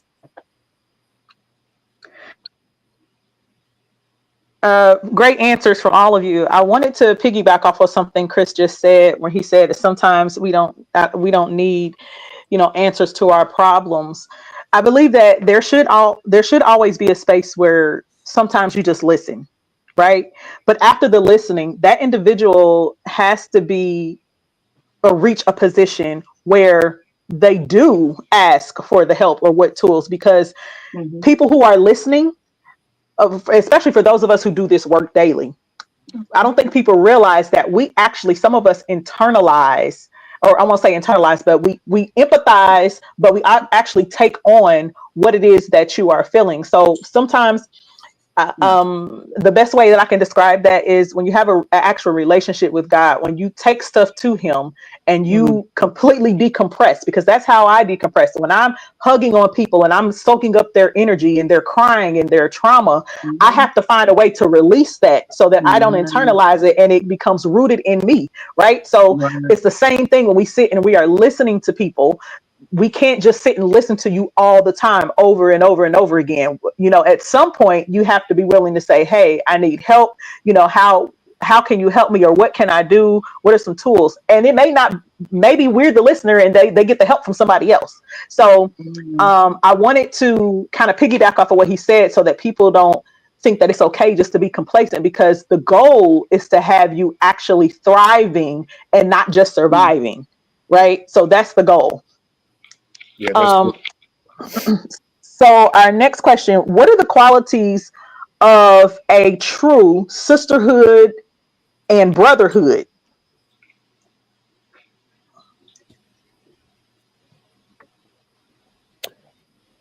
well, I'll go as far as I brotherhood can is speak concerned. from. As Go ahead. far as brotherhood is concerned, it's going to be that sense of bonding and the sense of trust and understanding. Oftentimes, we tell young men that we work with that it's really about building a relationship that you feel vulnerable, but at the same time, you're allowed to feel safe in that vulnerability, that you can basically talk about any and everything that you want and not have to worry about it being repeated somewhere else. And so that's where the trust comes in at. So I would say that definitely that bonding experience, the trust and safe space that you can be vulnerable with any subject matter.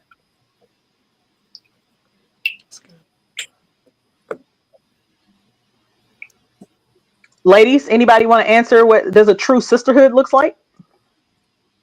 Yeah, so for me, when I look for sisterhood, or it's not necessarily someone who has a similar journey, but someone who I think I can learn from and they can learn from me, and it's not going to end up, my business is not going to end up in the street. So I agree with that as well. I would also add to that there has to be a level of discernment.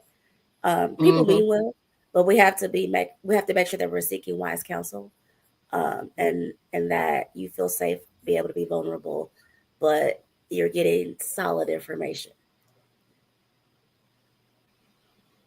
Awesome. Awesome. So, Karen, I see your question. I'm going to ask it in just a few moments. So, don't go anywhere. For those of you who have questions, you can go ahead and start putting your questions if you'd like as we, do this interactive panel, and I will get to them. All right. So, our next question for the panel: how can we be more proactive in helping to recognize suicidal ideation or severe depressive behaviors?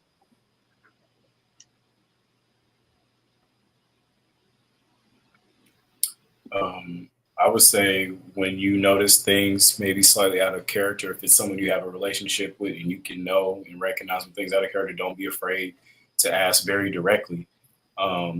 Hey, have you thought about killing yourself? Or hey, are you struggling with this? Or hey, just asking direct questions and not kind of skirt around. Because I know sometimes our tendency is to maybe be a little trepidatious or nervous about saying things for what they are. But people need to hear, obviously within reason. And if you have a relationship with that person, hear the exact words so they can feel and understand the weight of what you're asking versus kind of like the little tiptoe stuff. Even though that can be well meaning, I think we can be a little bit more helpful by just asking direct questions when we notice little things out of place. Yeah, that's good. Yeah. Yeah, I would say I completely agree with that. I was going to say, I feel like if you're great, Chris. Sorry about that. I think if you're a little more personal with people and like he said, a little more direct with conversations. I always say if you're not being raw with somebody, then you're not being real with them. It's like, hey, I've noticed that you've been off for a while. Just want to make sure that you're okay, and how can I help you if you're not in a good place? And in my experience, with the group that I have on Facebook, there has been several individuals that I've personally reached out to, and to this day, they'll say that I saved their life. And it's like, you did the work. I was that lifeboat for you. I was there to bring you out of that water. You did the work. And I think it's important to acknowledge when somebody is putting in the work for themselves. So, it's again, direct conversation, and make sure that you're paying attention to their body language. You're paying attention to how they reply to you whenever you ask those questions, because the signs are always there. I know sometimes we struggle seeing them, but they're always there. You just got to pay attention close enough. Mm-hmm. I would even say to piggyback off of what you said, sometimes the signs don't look like what you traditionally associate with depression and suicide. So, like things that have already been talked about earlier in the conference. So, irritability, it can be a spike in like being manic. It can look like emotional regulation; they're dysregulated. So, it can look like a lot of different things. So, don't just assume just because the only symptom is being sad. That's not the only symptom. There are a lot of other symptoms that you need to pay attention to. I would say I think that one symptom that we have not said is someone who always says, I'm all right, I'm all right, I'm okay, smiling all the time, but really underneath, they Man. are spiraling. And Yeah. so, and I think for those of us, I know for me, when I was in that space, I did that very well. Me So too. nobody knew until, until it was too late. Thank God I'm still here, but, always smiling, always saying I'm okay, and knowing, especially when you know the person, they're going through a lot, things are happening now and that is a sign that we all tend to overlook. Karen asks, do you only assist people in the US? Do any of you only assist people in the US? So no, No, the I answer is have no. clients Karen is in other actually countries also. she's in Cape Town, South Africa. So she's one of our people there. So it would be great to hear from some of the other panelists if you provide services for individuals outside of the U.S. as well. But that's one of our partners there. Okay, Renata, So yes. you were saying Renata and then Jashina, what were you both saying? Oh, I was saying that yes, I have clients in other countries and we service clients in other countries. Yes, as a life coach, I also service clients in other countries. Yes, and I survived suicide in my program, the Bounce Back program, Lady J. I serve people all over. All right. Jasmine says it's masking and killing for those signs where they can't bring up or refuse to acknowledge any hardship is a big sign as well. Yeah.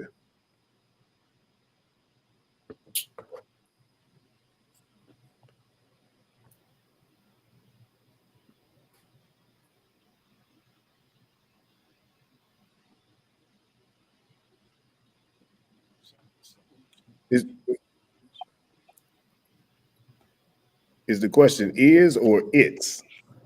So, how can we develop a more supportive environment in the workplace for those who struggle with mental health? Because we know that a lot of managers, they either manage with dictatorship or they lack empathy and sympathy for what their employees are going through, not realizing that that they are your greatest assets, and if they're not mentally and emotionally stable, then they can't perform it at 100%. Mm.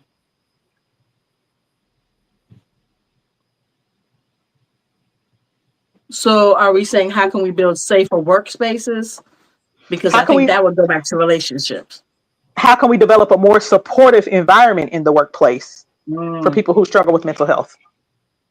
Well, if I could here with what we do, I do a lot of training and workforce development in the space of workforce development as well. And these are some of the things that we tap into and being able to not to address mental health or mental wellness, but not be so intrusive in doing so. Being able to be more personable, being able to utilize the attributes of empathy and compassion and all of these things that would draw them to you so that you can at least get to know them. And when there are red flags in just their speech alone, you can be able to dictate or to understand where they're coming from and then ask those probing questions. For example, we do a lot of stuff with substance abuse, and there's a thing called motivational interviewing, being able to get them to the point that they are acknowledging what the situation is themselves rather than me telling them what the situation is. So it's really just listening to them and really honing in on those key words or buzzwords that they may be saying without being so intrusive. I think it's important also to help people learn how to advocate for themselves.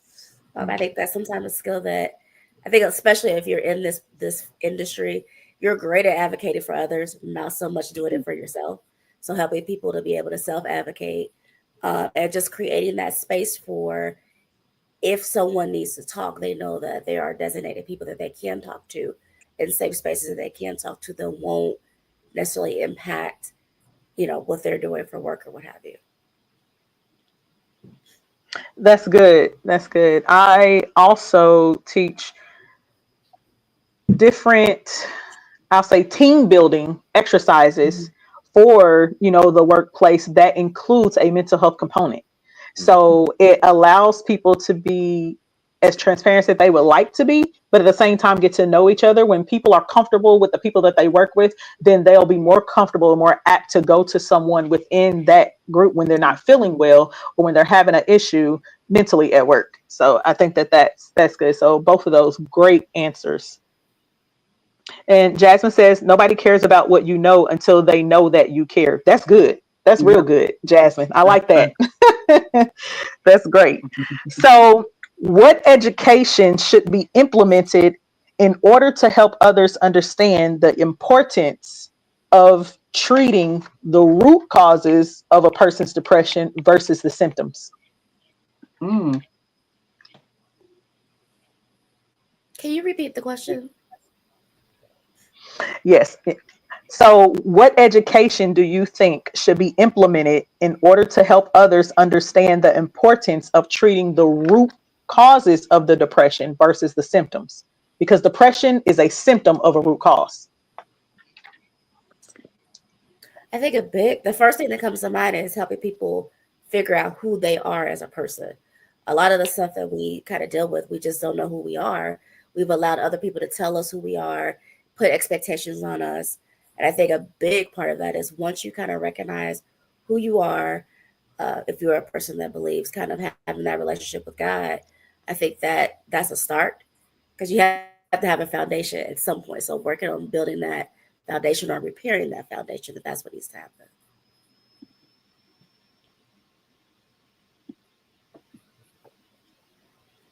Okay, so in essence, then we should be educating people on how to find out who they are, find their identity.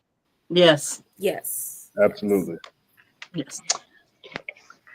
All right, so how can we curve the revolving door of the mental health industry? So we know that in the mental health industry, there's a revolving door where some people are in therapy for 10, 15, 20 years. They are literally coexisting or surviving and not thriving. So how do we curve that?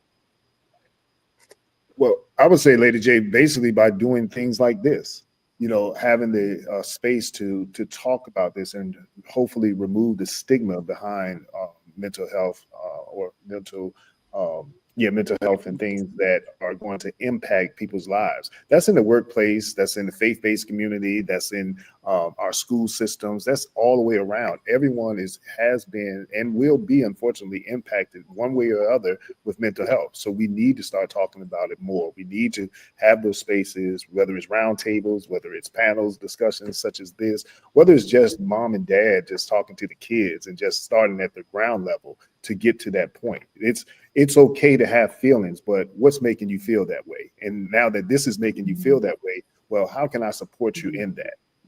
Really just having those down to earth, heart to heart discussions would be my suggestion. Yeah, I think community conversations I was will play a gonna huge say, role in. well, one of the Hold biggest. on, I know there's a delay. There's a delay for Chris. So Jashina, you go ahead and go, and then Chris, you go. Okay, so I was just kind of piggybacking. I was saying that community conversations can go a long way in that. So let's educate parents. Let's educate community leaders. Let's educate in the faith-based system. Let's have more conferences like this and take them into churches or synagogues or mosques or wherever the people are, so we can all best deal with our people and let them know that there are additional resources outside and inside of our communities. It's good.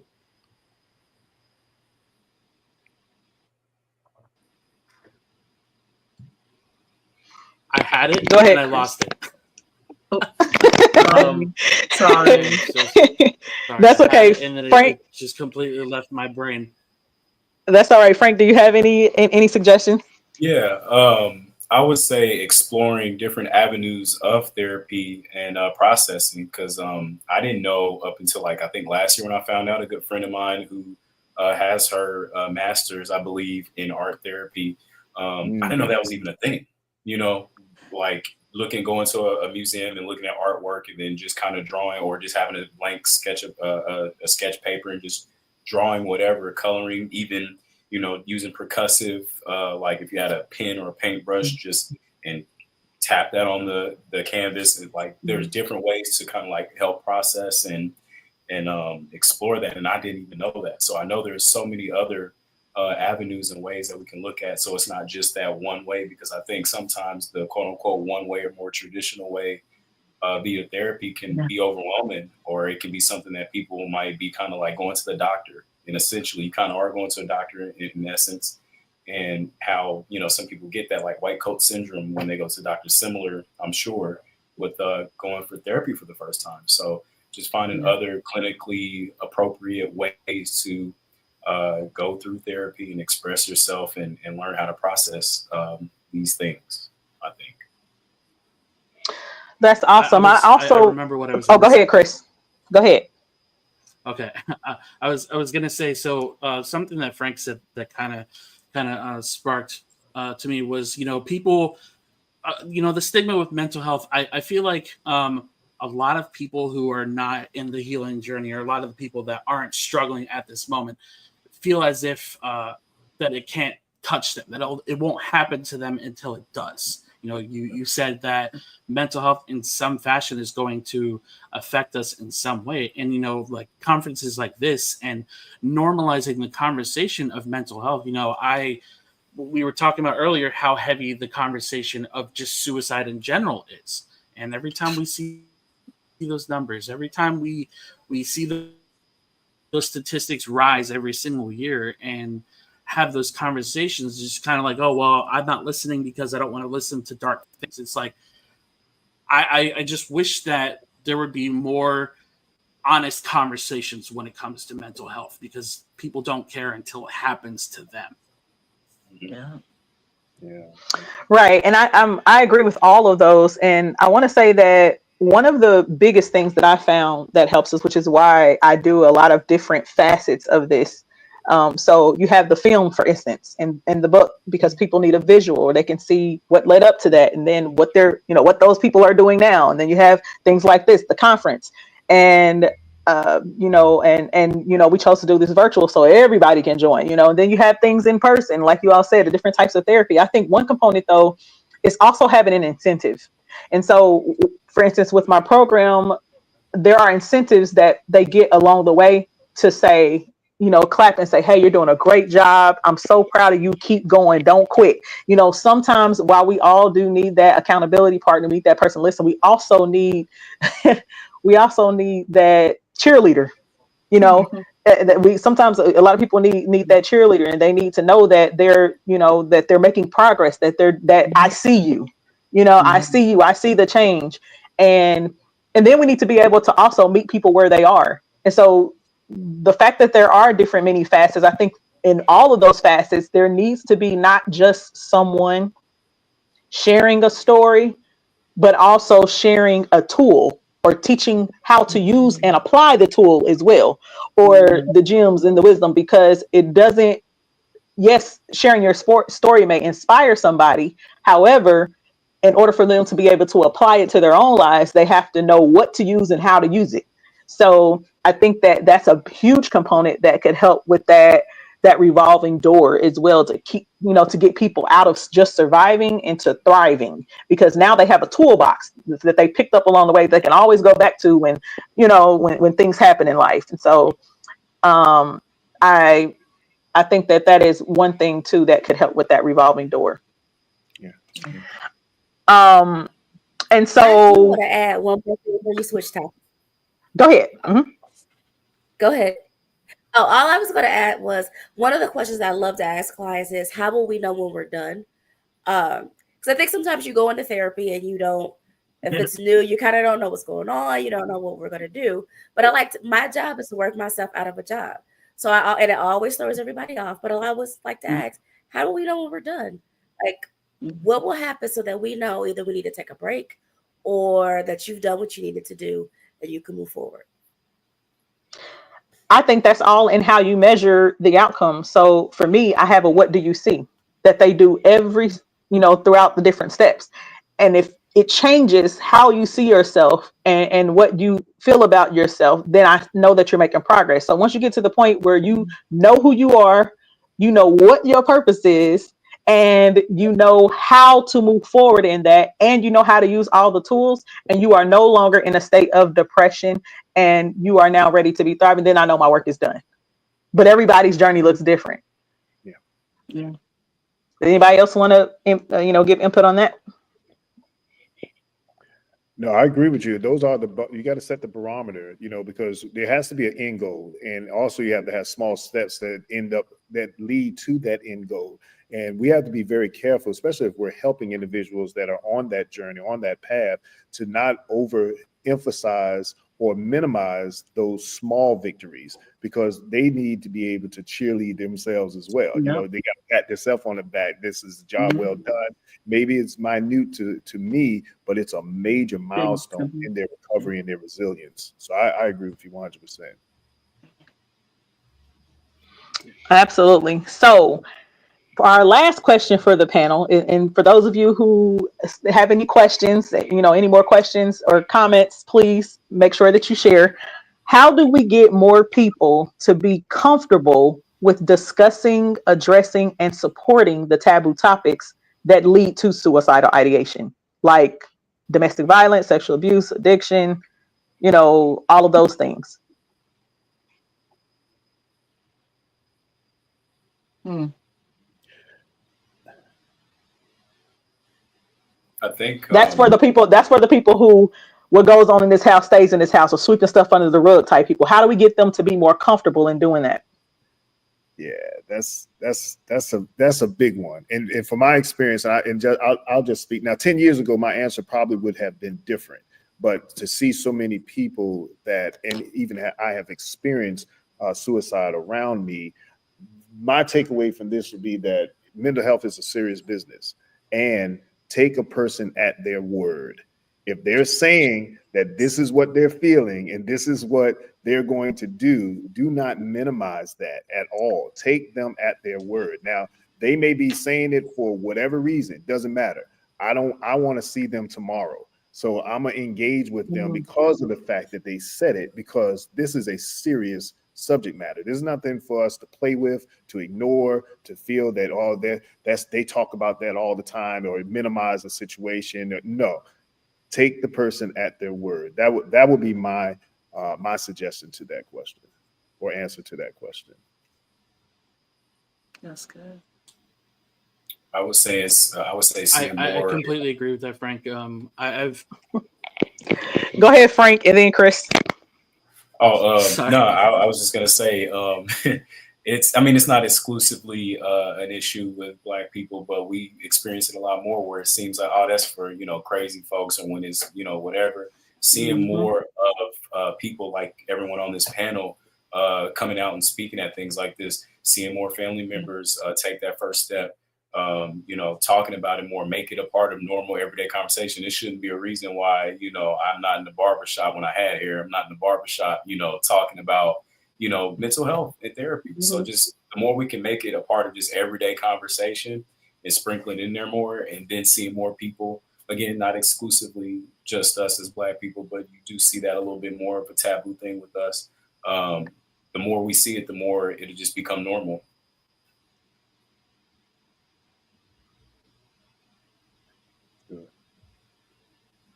Yeah, I wanted to piggyback off of the take people at their word, because I've had instances where I've had to do wellness checks on friends that I care about, and it's that stigma of people that say they're going to take their life, the stigma of they do it for attention, it's a cry for help, and it very well could be the cry for help. And taking people at their word, I think, is something we need to do a lot more often, because one, you're holding them accountable for the things that they're saying, and accountability is not always shouldn't always be looked at negatively. I think it's one of those things where if somebody's saying those words, there's some truth behind it, whether they want the help or not. There's always some truth behind those words. And I feel if we can start having those honest conversations more often and be like, hey, like, do you really feel like this? And how can I help you? What kind of help can I provide to you or support to get you in a better place? Because I don't want to see you go down this rabbit hole of self-destructing. Absolutely. Karen says, God heals what we reveal. I like this talk and empowerment. Many keep the pain because they don't really trust others. And yes, that is that is absolutely Absolutely true. So in closing this interactive panel discussion, can each of you share a a tool or a word of encouragement for those who are either actively on their journey of, overcoming their mental health issue in order to thrive, or someone who may be just starting out or scared to start?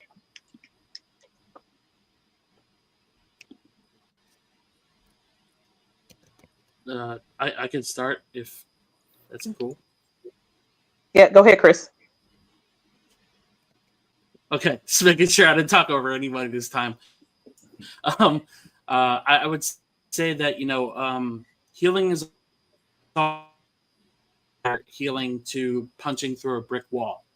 People think that a couple swings and that wall is going to fall down, and you don't know what's on the other side of that wall. Healing is always a possibility, and so many people don't realize how much work healing takes. You're walking through shards of glass that used to be pieces of yourself, and it's going to hurt. Healing is going to hurt, but it is so possible to get to this place of just peace and happiness, ultimate happiness, because that's what we all want. We all want that peace and happiness. So for those of you struggling, I'm heavy behind the 988 number, or texting home to 741-741, because they're two incredible resources.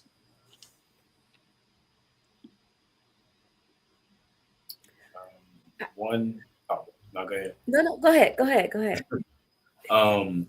One tool that was given to me by my therapist in the past is something called Leaves on the Stream, and it's basically a lot of the times when we're struggling with whether it's suicidal ideations or just negative self-talk, sometimes we'll get overwhelmed or want to judge ourselves for, like, how can I think about this? How can I think about that? How can I think about hurting this person or hurting myself, or whatever the case may be? And he was telling me that, like, our thoughts, this exercise is you envision like a leaf going on a stream, and it just flows and it just goes. You don't judge the thought. You don't sit there and try to, like, beat yourself up for having a thought. You just allow it, acknowledge it, and then let it pass through. And so, like, that's one of the tools that I try to use a lot ever since he has given me that tool. And it's been very helpful because, some days are better than others. And when you have a day that's particularly hard and you're having some challenging thoughts, instead of, again, judging yourself for that thought, just acknowledge the thought and then let it pass through. So yeah, that would be my offering. That's good. I've tried cognitive behavioral therapy on and off for a couple of years, and I found it just wasn't working for me, even though words are my thing. Now I see an art therapist, and I work with him every week. And it has been one of the best things ever, because as a creative, I can work in my creativity and I can work on my ish at the same time. So I'm like, oh my God, it's the best of both worlds, right? And so I was happy that I explored something different, and that insurance covered it. Yay. So, just kind of be open to the other therapies that are out there. There's help. And I agree with the 988, because I used to work for 211 in Indiana. And I also agree, there is help. So keep your eyes open, keep your ears open. And even if it seems like it's something kooky, you never know. There's dance therapy, there's yoga therapy. There are people who do yoga with goats. I'm not there, but if that helps you, go for it.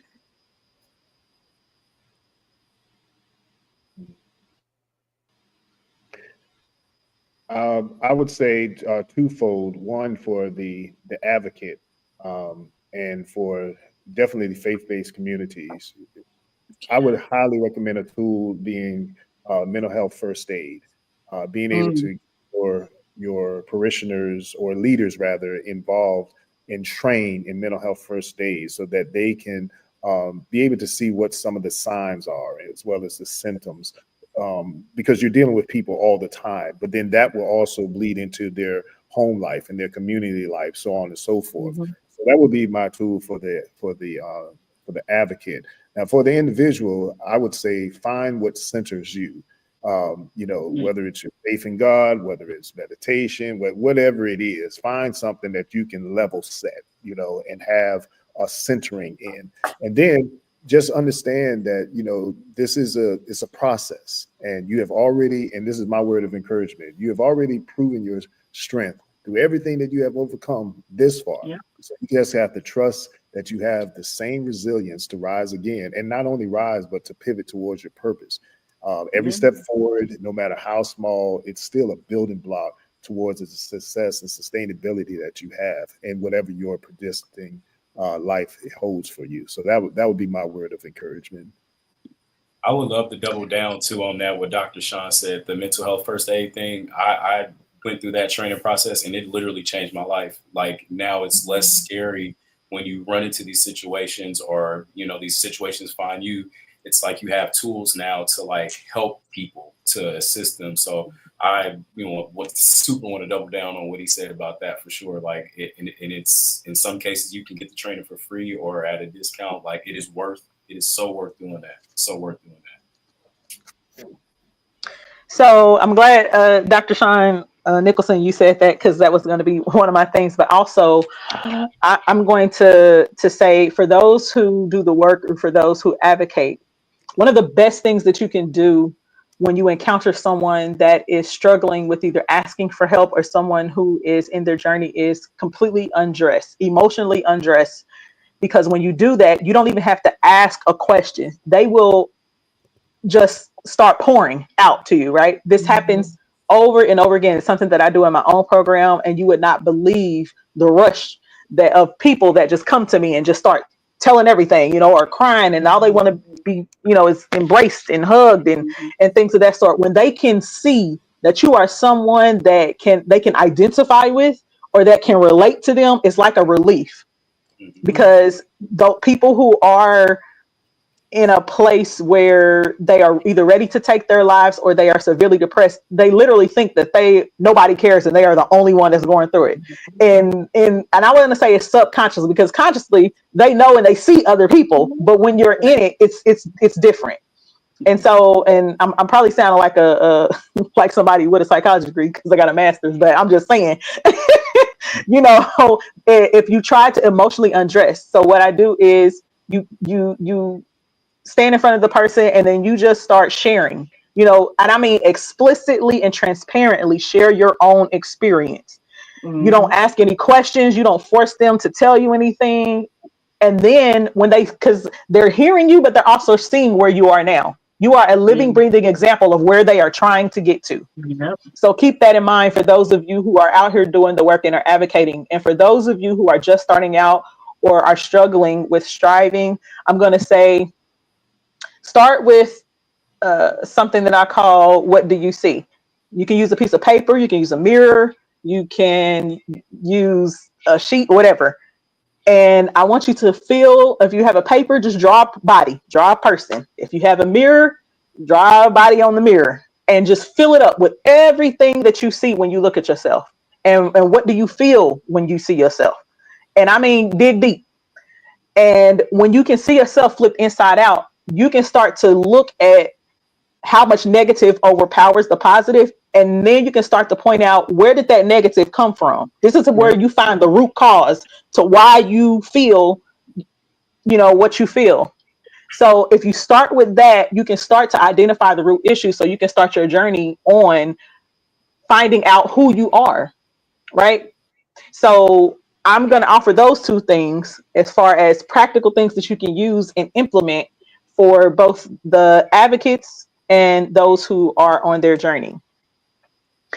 Awesome. I want to thank each and every one of you for being a part of this interactive panel. Y'all just don't know, I've been holding back tears the whole event, because when I tell y'all, this has been absolutely phenomenal. Okay, to hear from so many different walks of life, so many testimonies, those of you who are sharing the things that you have, the things that you have done, the people that you have helped, people giving testimonies on you helping them. Some of y'all I see on here, so-and-so helped me, they saved my life. So I would just want to thank you so much. It really means a lot to me, because we can do more together.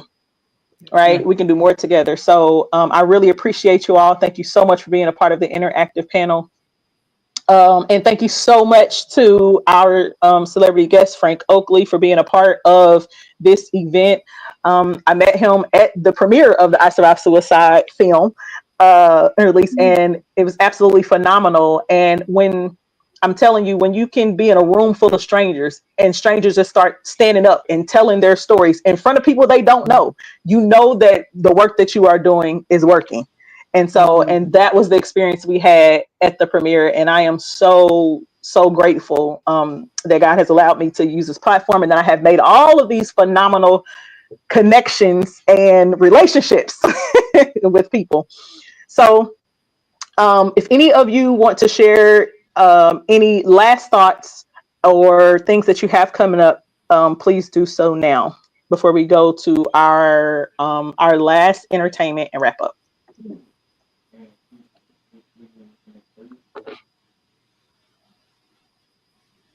I was just saying, last thought is, No, you got it. I was just going to say, last thought was, at the end of the day, this is still a journey, and we didn't get like this overnight. So we have to give ourselves grace and recognize that it will take time. One thing I love to tell my clients is, if Jesus is perfect and he had moments that were not pleasant, why do we expect an imperfect person to not have those same times? So just giving ourselves grace. It's good.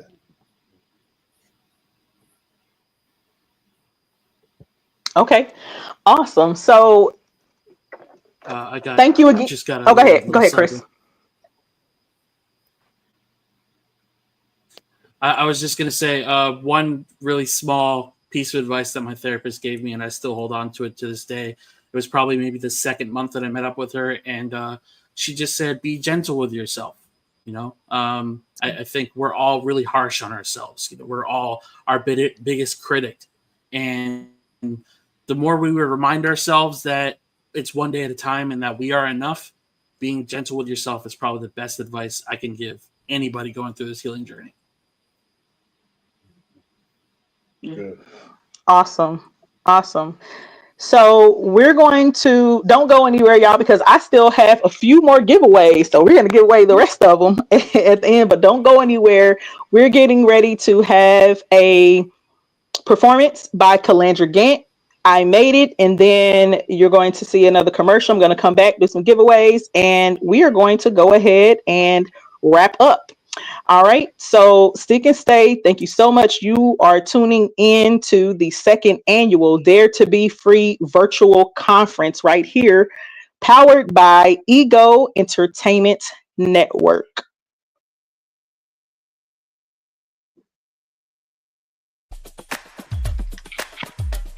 Hey, I got any survivors in the house. Come on. This is the survivor song. Anybody made it out? Ooh. Oh, I made it out. Oh, yes I did. Yes I did. I made it out. Yes I did. Yes I did. I made it out. Yes I did. I survived. I survived.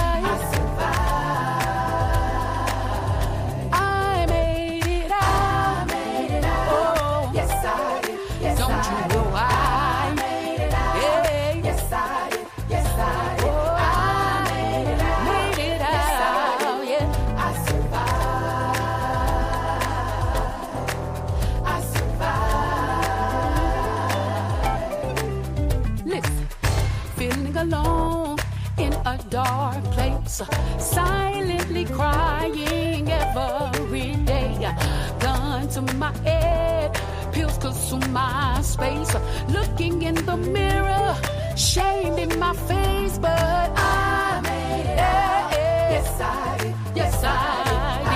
I made it out. Oh, yeah. I made it out. Yes, I did. Oh, I survived. Anybody survive? I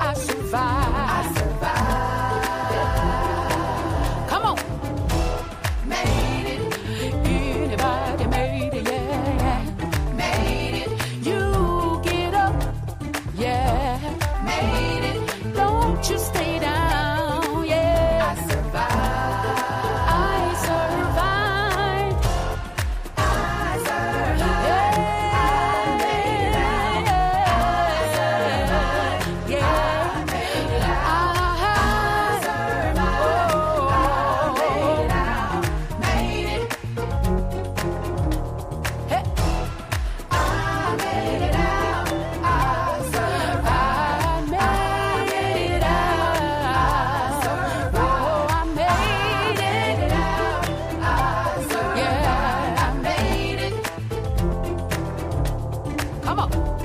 I survive. I survive. I survive. Whoa, I survive. I survive. Oh, I made it.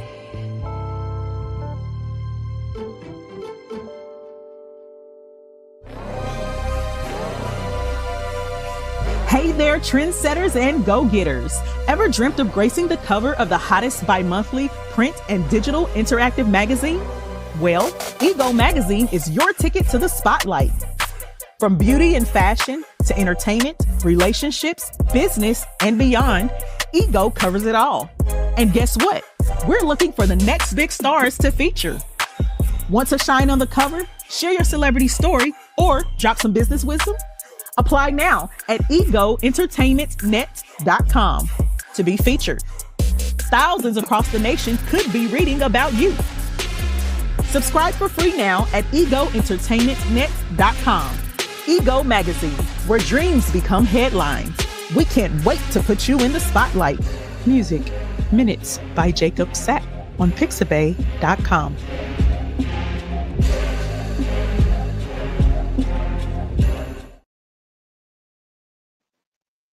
All right, so that was Calandra Gant with I Made It. Man, this has been a phenomenal time. For those of you who don't know, we do this annually. We have not done it the last 2 years because of, revamping stuff, COVID and things of that sort. But we do this in December because around the holiday time season is the time of year where the suicide rate is at its all-time high. You have a lot of people that are missing family and loved ones, are depressed, feeling alone, and things of that sort. And so we do this every year virtually because we want people from all over the world to be able to join. It was private the first year, and so I decided that no, this needs to be a public thing. So if you have friends, family, followers who did not get to attend, of course, they can go back and watch, but they didn't get to attend live and interact with everyone. Please share and let them know. Every year, this will be in December. As you all can see, a lot of work goes into this because we want to make sure that people get what they need, something that they can take away from this.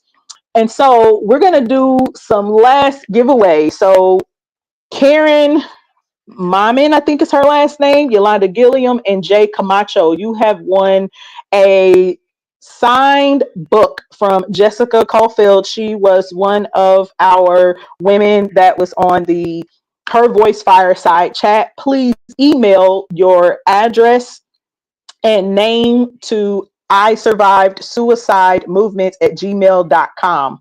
Okay, I survived suicide movement at gmail.com, or just go to www.isurvivedsuicidemovement.com and click contact and send your information there so we can get that to you.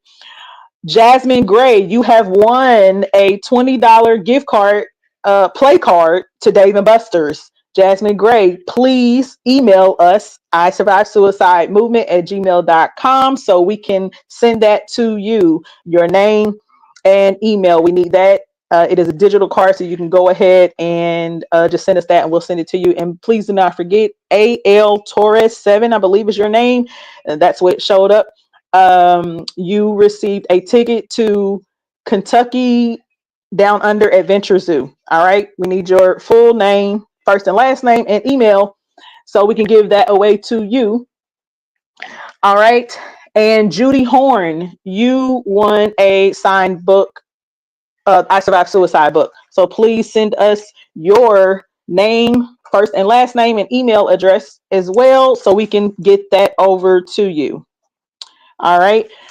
So listen, I want to thank each and every one of you for being a part. This has done my heart so good. If you all knew what I was battling right now, you would understand.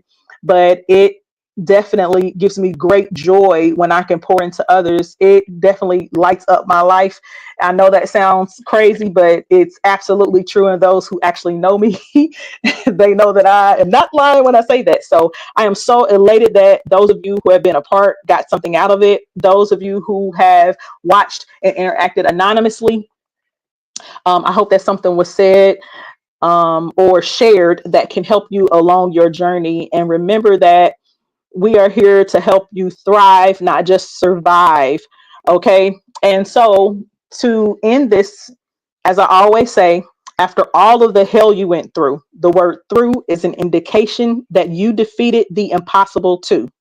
New adversity will come, but overcoming it has already made you unstoppable. The favor over your life incomparable, which gives you the right to think and believe, I'm possible. You are still possible.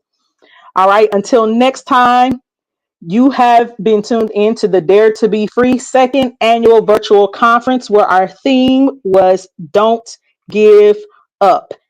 And we will see you again next year. Alarm going off, wake up, stand on my 2 feet, daddy bless me with. Because my life was so messed up, and I really need your touch, and let it pray for me.